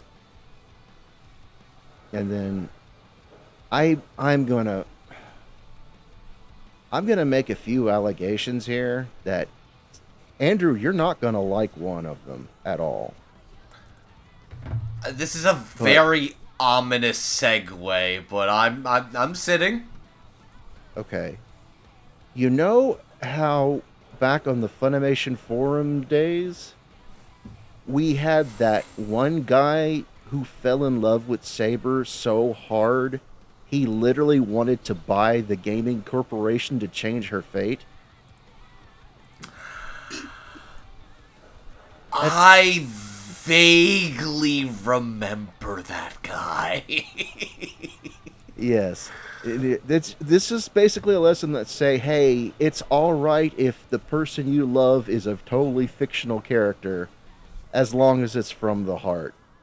And that's kind of what Natsuko's story is. Like, she doesn't want to buy the company, but it is what persuaded her to become an animation virtuoso, was her love for a 2D character. It was also like her love for the world itself is just changed her. It's a question of like, was it Luke or was it Tales of Perishing? You could kind of argue it's either or, but.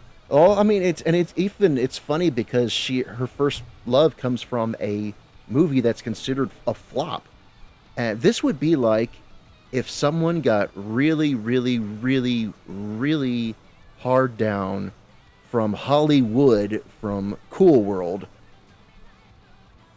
and then decided, I'm going to be an animator based on that one movie. I was like, okay, Hardy, you're better man than me. That's not where my mind went when you gave an example. I was thinking, like, okay, this is going to be this. I was thinking, okay, so this would be like if someone was really inspired by The Room and just and saw that and decided I'm going to be a director. I was gonna say, Hardy, your description of that person, and my immediate thought was, don't call Noah out like this. He can't defend himself. Ooh. Christ. That would not surprise me if secretly somewhere in his office, Noah has a poster of Hollywood up somewhere, and he's hiding it from Jenny.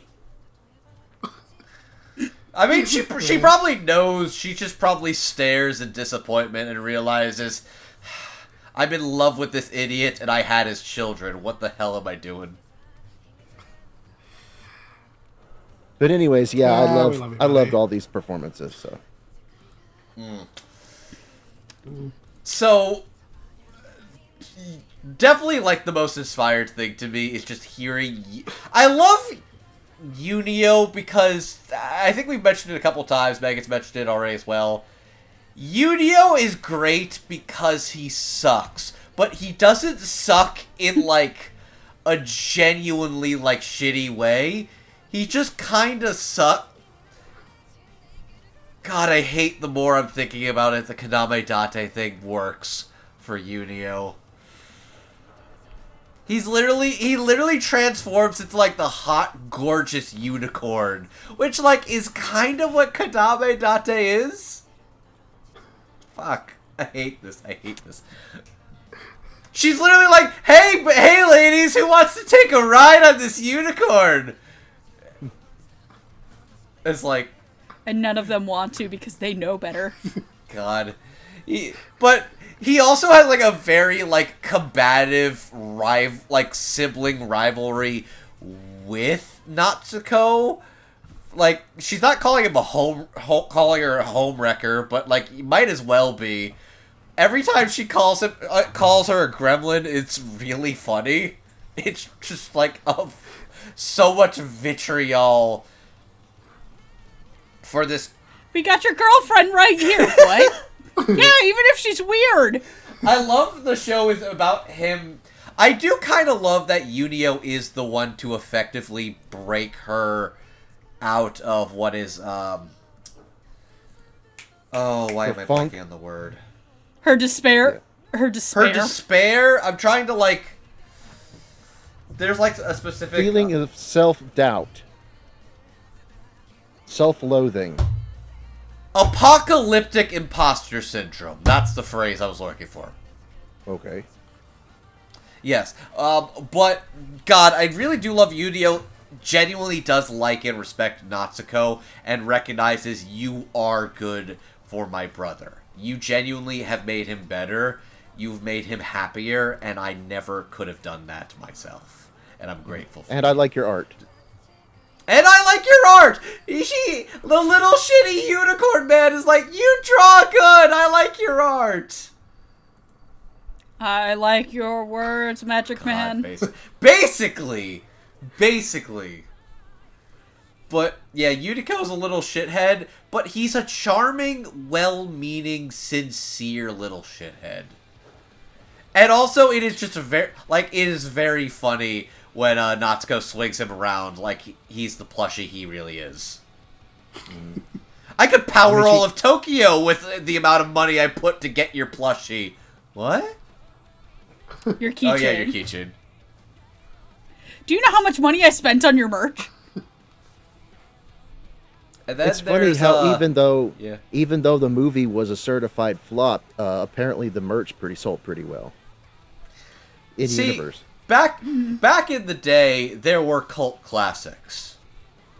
And also, sometimes you do just get modern merchandising of stuff where it's like, what the fuck? They're making new merch of this in year of our Lord 2026? I don't know. I mean, Natsuko's, like early, maybe like mid-20s, right? I mean, if you assume the Tale of Parasite came out in, like maybe like mid-90s, like late 80s, like somewhere around there, like, yeah, I can believe there would be a ton of merch that even if it were a flop. I can believe that too. Like that does still seem like it would be like an era, like that. It does seem like it could maybe have been like an end of bubble economy thing. offensive side, I also do kind of like how, like, a lot of the characters, like, you can tell they're kind of archetypes and, like, legally distinct parodies of other archetypes. Where it's like, I look at Mamel, and it's like, I think they're trying to go for, like, the 90s Lotus War aesthetic. And Ueno, it's like, oh, we just took the C out. We just took the C out, and it's like, you're definitely supposed to be Unico. But god, yeah, no, Lucy is delightful as Ueno. She's a ton of fun, very good comedic banter, but also, like, a lot of heart and warmth to the performance as well. Also really like the performance a lot. Definitely very interesting bit of casting. Like, Lucy Kirsten has certainly played her fair share of, like, characters who are meant to be, like, really adorable. She certainly played a few mascots in her day. But there's just something really charming about just how much Ueno sucks. And again, like Andrew was saying, in a really fun way, where Ueno is just kind of like antagonistic towards Natsuko at basically every opportunity, constantly calling her a gremlin. It's so funny how much of a little hater Ueno is. Like, he's not really a criminal. He's just a brat. I know we talked a lot about how emotional, like, the whole scene between him and Justice is. But, like, one of my favorite parts of that whole conversation is when, like, where it says, like, who's the one person who can help look at a situation. Ueno's just like saying, Mel, you know who it is. I don't want to say it. Hey, one of my other. Can I talk about really quickly, like, my favorite, like, visual Ueno gag? That he needs a booster seat. Yeah. Oh, that's great. He's just little. Lucy Christian in this is just so fucking wild. Like, I also want to give a big shout out to that part where him and Ueno and Justice are having a conversation, and Ueno, just Lucy's, like, tone of Ueno breaking down to the fact that QJ is dead because it was supposed to be me who does the big sacrificial boom attack, and and Ueno is in just so much pain but trying to hide it with humor about it. And that kind of dawning realization that Lucy gets to put into Ueno's performance, no matter how silly and comedic Ueno is, about how at the end of the day, Ueno was never the person who was ever able to make Luke smile or happy. That not even he could save Luke from the pain that Luke was in. Really got me. And just how it's so odd in a series that is both so comedically charming and so emotionally hard that you kind of feel terrible for this shitty little mascot character who is, like, constantly being like, "Hey, ladies." It's like evil Tony Chopper. He's like anti-Tony. He's anti-Chopper. But there's just so much going on. And I also gotta really highlight the episode where Luke and Ueno are at the bar. And Luke's like, "I've got a friend of a friend who's in love." And Ueno, like, it just turns to stone and realizes, oh my god, it's him. Why is it my best friend? What the fuck is happening?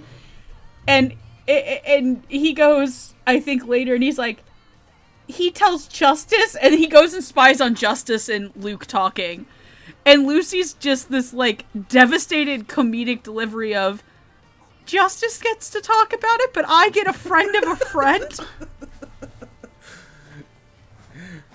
And, like, I I genuinely love that. Also, I love when Natsuko steals his horn to be a hairpin. Oh, that's such a good aesthetic bit throughout the entire show, but he's so mad about it too. And about it, it's like my horn, it'll grow back. And then I want to talk about Ryan Negron as Luke, which, God, what a performance! Oh yeah. From Oh Ryan. yeah. Like. I genuinely think that last year was it's gonna be really hard to come down to picking like dynamic duo and couples performances for next year, because there is like one very clear standout of the W contenders last year that I think everybody's gonna have for dynamic duo, and we all know what it is. We're just not gonna say it. Oh, excuse me. Yeah, you got some balls in your throat, Artie. Yeah. Oh, excuse me. Drinking a little too much boba lately. Oh my God. Sorry. But I genuinely think like a very strong contender is Ryan and Maddie in this. I genuinely think that Ryan's performance through his despair in the last couple of episodes is so intense and so affirming to how valid you feel about him giving up. Like, this is a guy who, for a majority of his life, has had to live with the destiny of, you're going to become the great hero one day, and you're gonna have to save the world. But the entire time, it is nothing but him losing everybody he cares for. And and God, that flashback with him and Ueno where he's just hitting the little, he's hitting the training dummy. And he hurts himself, and Ueno heals him and tells him that one day when this is all over, they're just gonna go on an adventure, the two of them. Yeah. But also, like, Ryan gives this great dramatic performance where, like, you can hear in his voice how raw it is. But then you also get the episode where they go to the hot springs. I think the most incredible thing to me is he is a golden retriever as much as he is an angsty boy. And he literally does unlimited love works in nothing but a towel. I cannot believe that thing stays on. That must be like God's strongest towel. A wizard did God's. What? A wizard did it. Look, that's gotta be a fucking wizard wand keeping that thing attached. That's all I'm saying. I mean, I don't know. The bird does seem conservative enough to like make sure Luke is always wearing a towel. That really, really perfectly placed leaf in the bath, so that she can't see his little God. Ueno. his little unicorn horn. Honestly, you know what? Like, the leaf sensor is great. You want to know what would have sent that over the top? If he had stepped out and Ueno was the sensor bar. God. Oh, like the fucking Shiraishi from Golden Cowboy. Stop, God, no, I'm gonna get off track. But I genuinely think Ryan Negron is also somebody I think a lot of people should really watch out for. And I was genuinely surprised by his performance, because the other really big thing that I had watched him in was Daddy Daycare. I mean, Delico's Nursery, where he plays I Can't Believe It's Not Sylvain. Really? Okay. Yeah, you don't remember a lot of that show except for the villain being called Oh Trump. God, yes. What was it? True of Vamp. Oh, Vamp. AKA. Which is one of the stupidest, funniest things I've ever heard in my entire life. And they do the whole show where they're talking about how it's completely seriously. Those are incredible actors. Acting's amazing. See, my biggest reference to Ryan Negron at this point, like, see, the funniest thing to me is his violent, edgy crash out is pretty similar to the last thing I watched him in. Because he is the teenage form of All for One in My Hero Academia. I was gonna say, I have not watched the show. I thought you were gonna talk about him being the really hot-headed dude in May I Ask for One Final Thing. I still need to get around to that myself. Everybody keeps telling me how good it is. I need to find time to watch it proper. Yeah, It is very fun. probably after Probably Dubbies. after Dubbies. But yeah, no, and God, that his goodbye scream when Natsuko fades away to go back to reality. I also love how they call it the kingdom of reality and a animator. Animator. It's so good. And a movie. But Andrew, you do your thoughts on Ryan, and then I'll do my thoughts on Natsuko. See, I think the thing is, the author has cursed Luke to be the edgy, tragic apocalypse maiden. When in reality, once he is met with somebody from reality, he becomes the person he was always meant to be.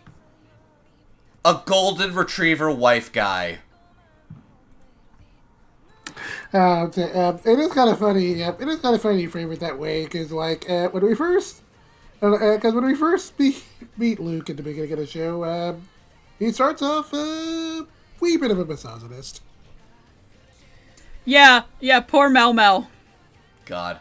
He's very much... Look, he's a fixer-upper, but, like, he gets there, and then he starts cooking meals, and then he's like he's a dumbass. He's like, how do I tell her my feelings?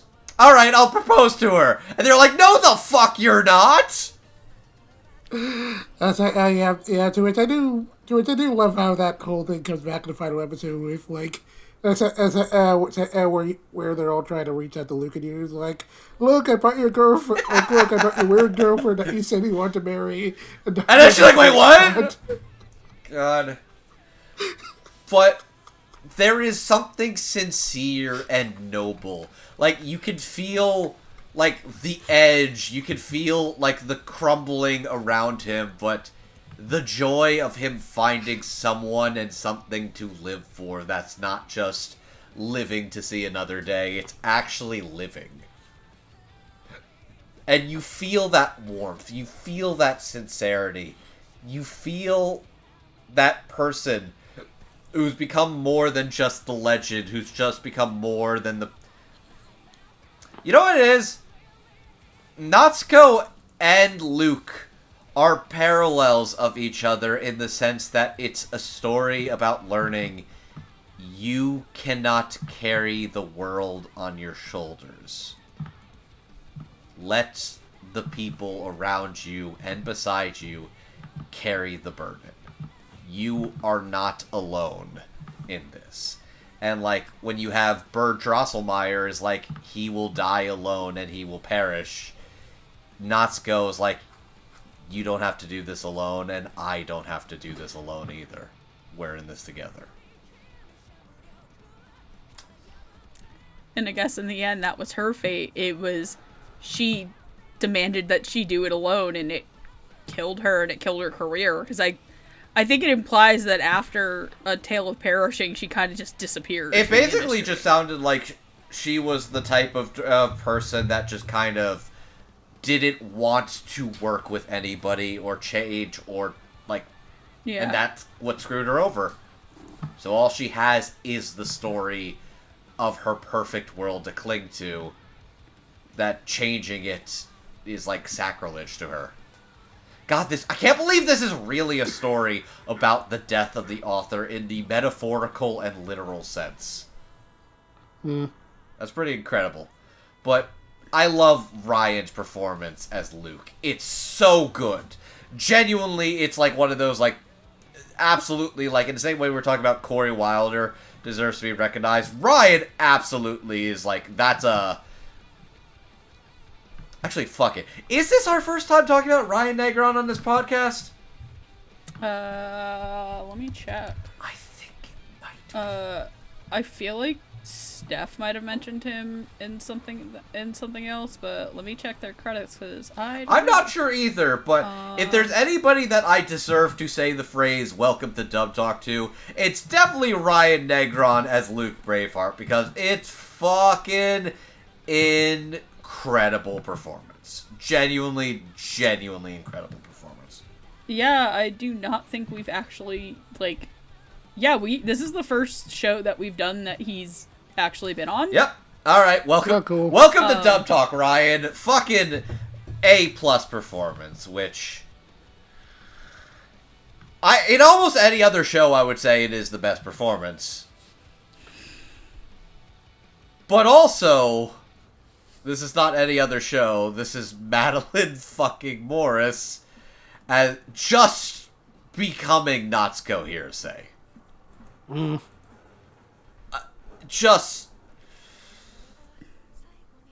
I'm not even sure where to begin, where I even think about where to talk about Maddie. I honestly, I'll say it from my end. I think this is the best performance that Madeline Morris has ever done. I don't want to commit to best. This is easily one of her top. I think I can agree with top 3. Yeah, I mean, I can say it's my personal favorite. Fair enough. Yeah. It is really, really good. It's very much, this is the kind of story that, like, a creative person would want to be in, because this is about what is effectively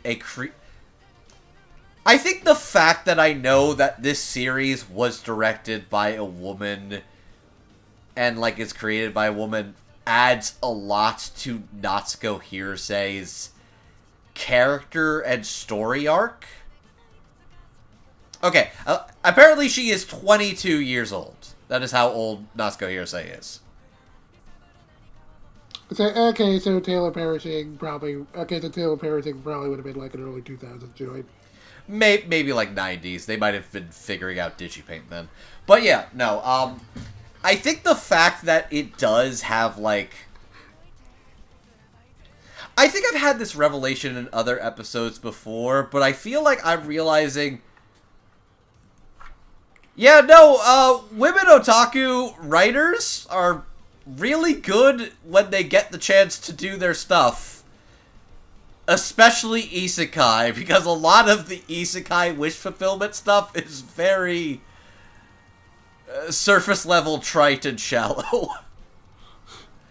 This is basically learning you don't have to do it all your own while falling in love or learning to understand your love for the work that changed your life for the better and wanting to be a better person for it.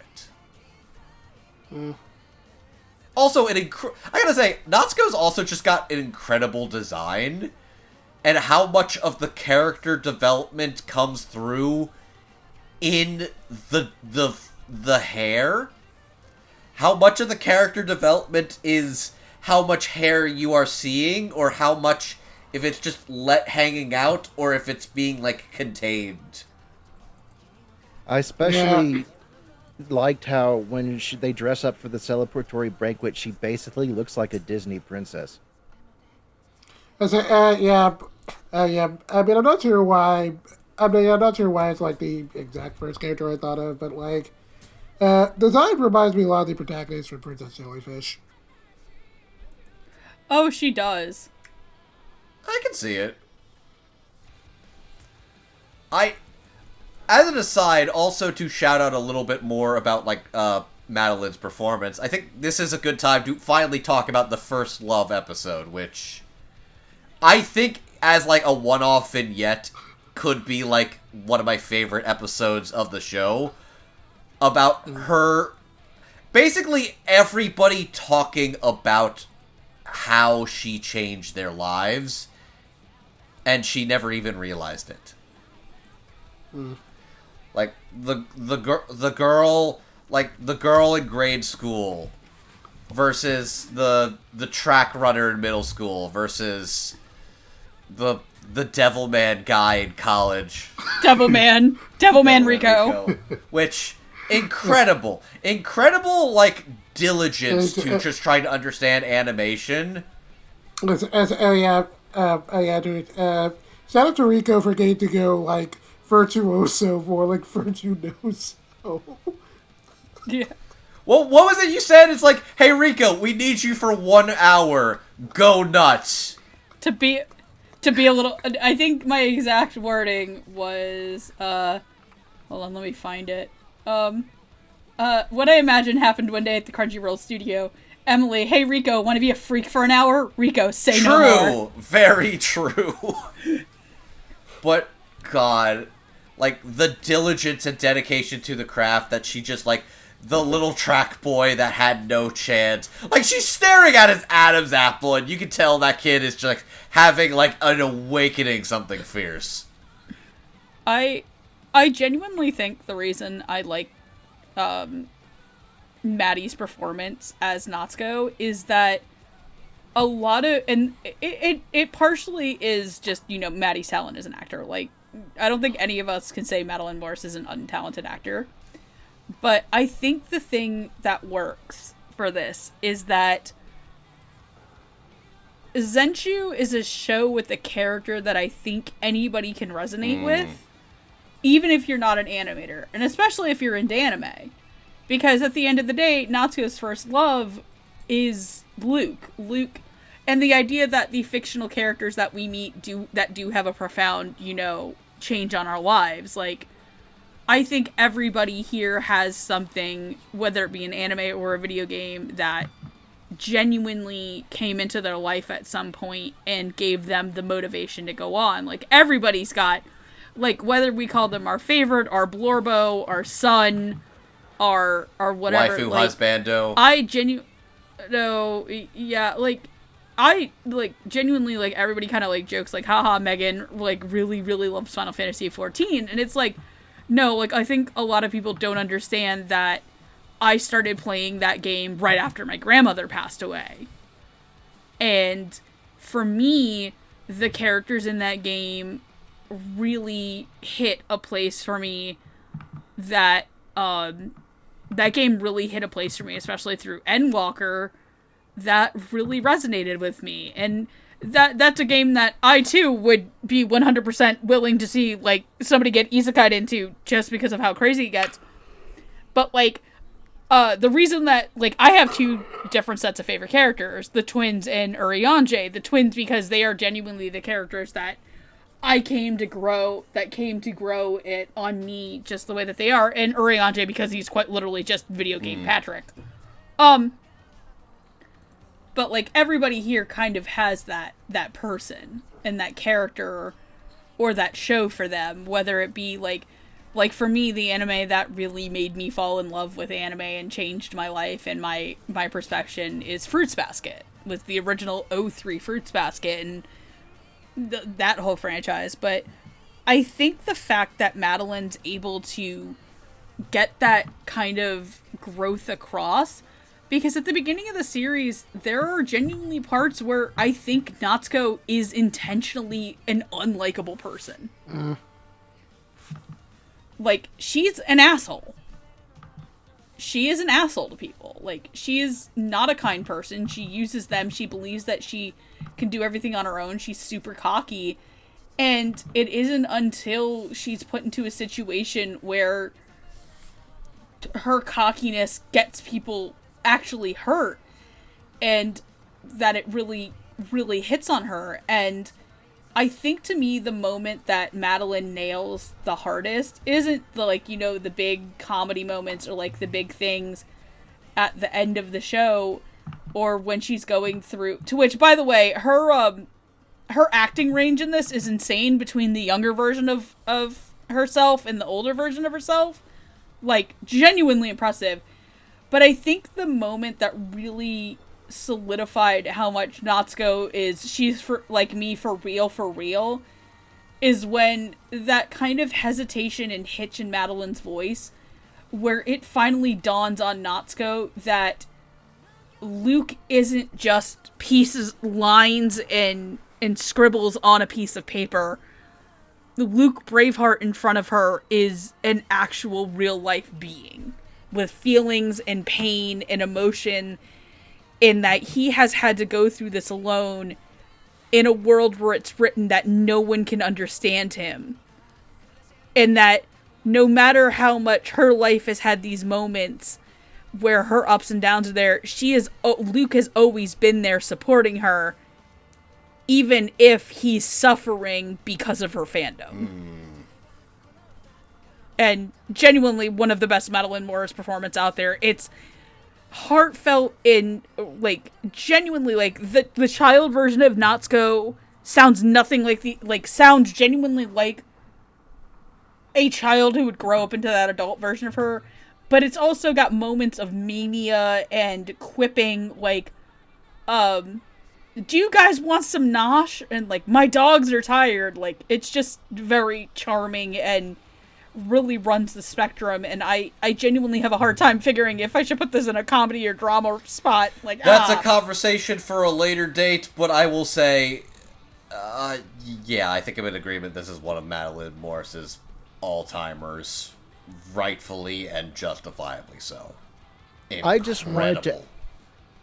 I just wanted to add one thing that I didn't realize on my initial viewing last year when I first watched this.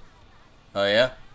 When Natsuko is having the final battle and she's drawing all the Lukes to basically fight himself. Unlimited Luke works. Yes. It's very noticing that the last Luke she draws is the one from the hot springs. Yes! Because through her entire life, she's always drawn Luke from the back of her mind because he is the one thing that she can draw without even looking. But that one Luke in particular, she had never seen. She did not know about his scars. And so that was the one that was most important to her, was the one to do the final attack. I did like that. I did think that was, like, effectively the moment where she realized she was in love. I'm like, that was the strongest, realest Luke. I'm like, that's pretty damn good. Also, I didn't mention it with the hair thing. My favorite hair moment is when she has the giant updo. I posted a picture of it. It's just absolutely stupid. They give her a lot of really good hair stick weird things, but she looks really good with, like, Yudio's horn, too. Yeah. Also, I genuinely love that in the last episode when it turns out that Hatsukoi First Love became this, like, huge hit. To which, I love the fact that, by the way, Natsuko's first really big hit was just Delinquent Girl Sailor Moon. Oh, that was great. That it becomes a big hit. And I also love that in her imposter moment, that the protagonist was like, hey, you didn't even give me my first love, like, you never gave me a chance. And I kind of like that as a way of, like, you need to branch out from what you know by turning to what you love. But that it becomes this big hint. And I love that the woman who was so, like, afraid of her in the end, she's like, do you want to work with me on my next big project? It's, like, not just about doing it all alone. It's about building up and fostering talent. And I'm like, man, that's great. It's like, just going full of Christmas Carol. Yeah, and also the bird director has to stay living in her own happy ending. Her own Natsuko's happy ending. She's stuck there for life. Get fucked, Anne Rice. And Lestat and the other one are making out. In my fan fiction, Anne Rice. Is it Louis and Lestat? I don't do that. Beth can kick my ass later. We've called her Anne Rice. We've called her Drosselmeyer. Her Drossel Rice. Justice almost called her dinner. God, could you? Do you think she would have been a TERF? I feel like she would have been a TERF.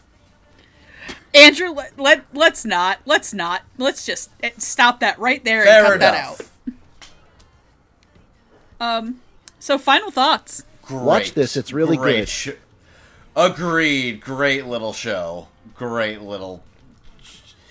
Why is it not on home video yet? In due time, hopefully, maybe. And give us an LE. Yes. Please. So... I want a tiny Luke plushie for It my probably bed. won't even be a loop. What it needs to be is a flip book to where we can flip it and see one of the illustrations from the show. Oh, that's Yes! cute. I do like that. Okay. So what you're telling me is we're going to. So what you're telling me is the extra we're going to get is going to be just the Ueno and like to really do really elaborate unicorn form. I take That's it. all. As a side, just because I'm looking at the poster, I never realized that, like, the poster is, like, an elaborate Unio, like, run cycle. That's pretty that's cool, cool. actually.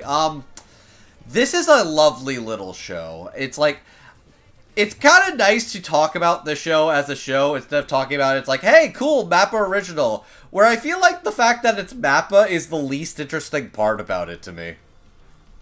Yeah, I do feel like the connection to MAPPA, at least like at the time the show came out, I don't think it like negatively affected its perception too much, but I think it did kind of affect what people were expecting from this show. Like, I know at the time, like a lot of people were kind of really hoping this show would sort of comment on MAPPA's less than savory business practices. And, It's also clear it was never about that. They just kind of they buried the lead until the first episode came out. yeah. Which, the show that we did get, though, was a very personal, introspective story about what it's like to be a creator, what it feels like to love a piece of work. Not only that, to love a piece of work that also kind of sucks. I'm glad that it's... We all have have that. I'm glad it's not just about that, like, Tale of Perishing is, like, one of the biggest hits. No, the fact that it's a story about an influential piece of work to you that kinda sucks makes it so much more interesting. It's like me with It's a Pootie Tang. Yes! You know what? A Tale of Perishing to Natsuko is your Pootie Tang. Just Sarate. just imagining, like, a little hearty... Pootie Tang in another world. I'm just I would totally watch a Pootie Tang Isekai'd. He whipped their butts so bad it sent them back to the reality. Jesus Christ. Alright. I love this dub. I really like this show. I'm real big fan of Mitsue Yamazaki's work. Just from all of her stuff. I did not know she was directing the, inept villainous show, which is basically... Villainous. Which I've heard very good things about that. It looks like Apothecary Diaries Freaky Friday. I'm all in. Anyways, I like this show. I like this dub. Go watch it. We will talk about it more. Jet? Yeah, I really like this show. Really charming. I really just liked how much this sort of centers itself around being, at the end of the day, just about a really personal connection to art and just like what it means to you individually. I thought the whole motif was really strong, and it came across really well, and I really liked the dub here. Like I said before, ended up being one of my favorites from last year. Like really, as real strong direction across the board. I thought a lot of the casting choices here were a lot of fun. I really liked the dub script. Yeah, I really had a lot of fun with this. Definitely very fun to go back over this show. I might have to sit on it maybe a little longer to say it definitively, but I think But I think generally, yeah, it probably is one of my favorite MAPPA shows in the last couple of years.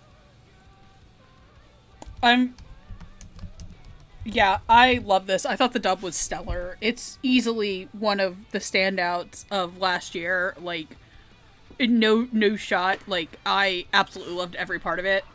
I thought the show was incredible. I think Emily Fajardo's work as a director and James and Madeline's writing was great. I also really think that the mixing on this show was fantastic too. So shout out to that team. But other than that, like, yeah, I'm probably gonna shoot this at a bunch of people for recommendations. So with that being said, if you would like to watch ZENSHU, you can watch it on Crunchyroll. I do not know if it is streaming on anything else but that, but that's awesome. If you would like to support us, we are the Dub Talk Podcast. You can follow us on Blue Sky, YouTube, whatever else socials we have. If you'd like to support us as a one-time thing, we do have a Ko-fi, but if you'd like to support us on the regular, we do have a Patreon, which includes our $5 tier, JR Pictures, Keem Soup, Michelle Travis, and my parents. In our $10 tier, Anthony Brown, Carly Lusticow, James, Julia W., Melissa Lenti, and Pika Greg. Our music for our series is done by Gabrielle Puccinelli, who you can follow, I believe, at... Is it still Pinocchio in the Distance, or is it just...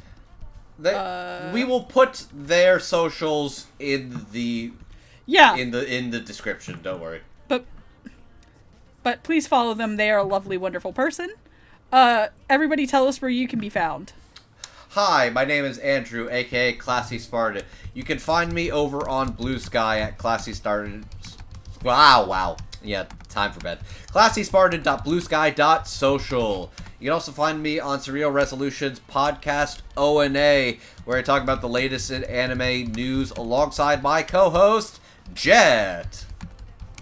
Yeah, I'm Jet. You can usually find me on Blue Sky at Jet0Infinity, where I'll usually just be talking about anime or manga news or politics or I guess whatever is happening. Just screaming into the void endlessly. Like Andrew was saying, you can also find me on Surreal Resolutions podcast over there, usually shooting the breeze of anime news or you can also find me doing weekly anime reviews on ANN. For this season, I'm currently doing You and I Are Polar Opposites, which will probably be done by the time this episode goes up. And I'm also doing Panelists Season 2, which probably will still be up by the time this episode goes up because, thank you, Michael Mouse. You're doing a real bang-up job there. Oh! I'm Spaceman Hardy, and 9 times out of 10, you can find me asleep in my bed, or either at the local Dave & Buster's and or Buffalo Wild Wings. Oh, I am the spirit of Michael Entertainment Mouse, and I have possessed Megan to say, shut the fuck up, Jet!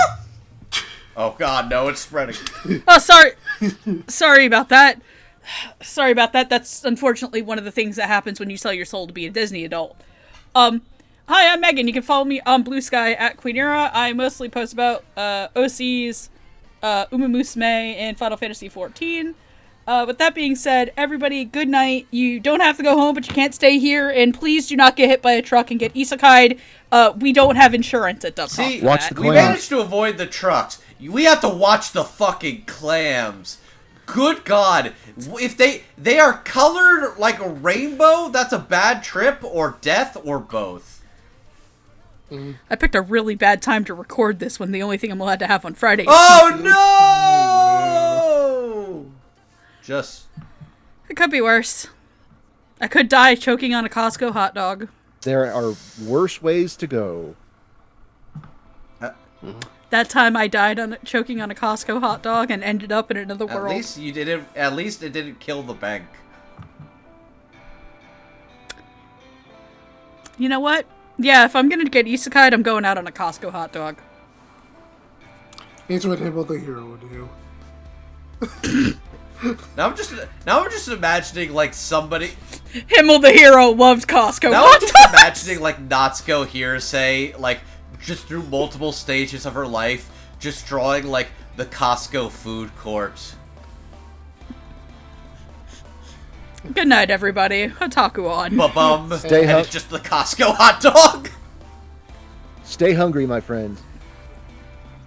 Fuck, now I want a hot dog. So does Steph. Da da da da da da da.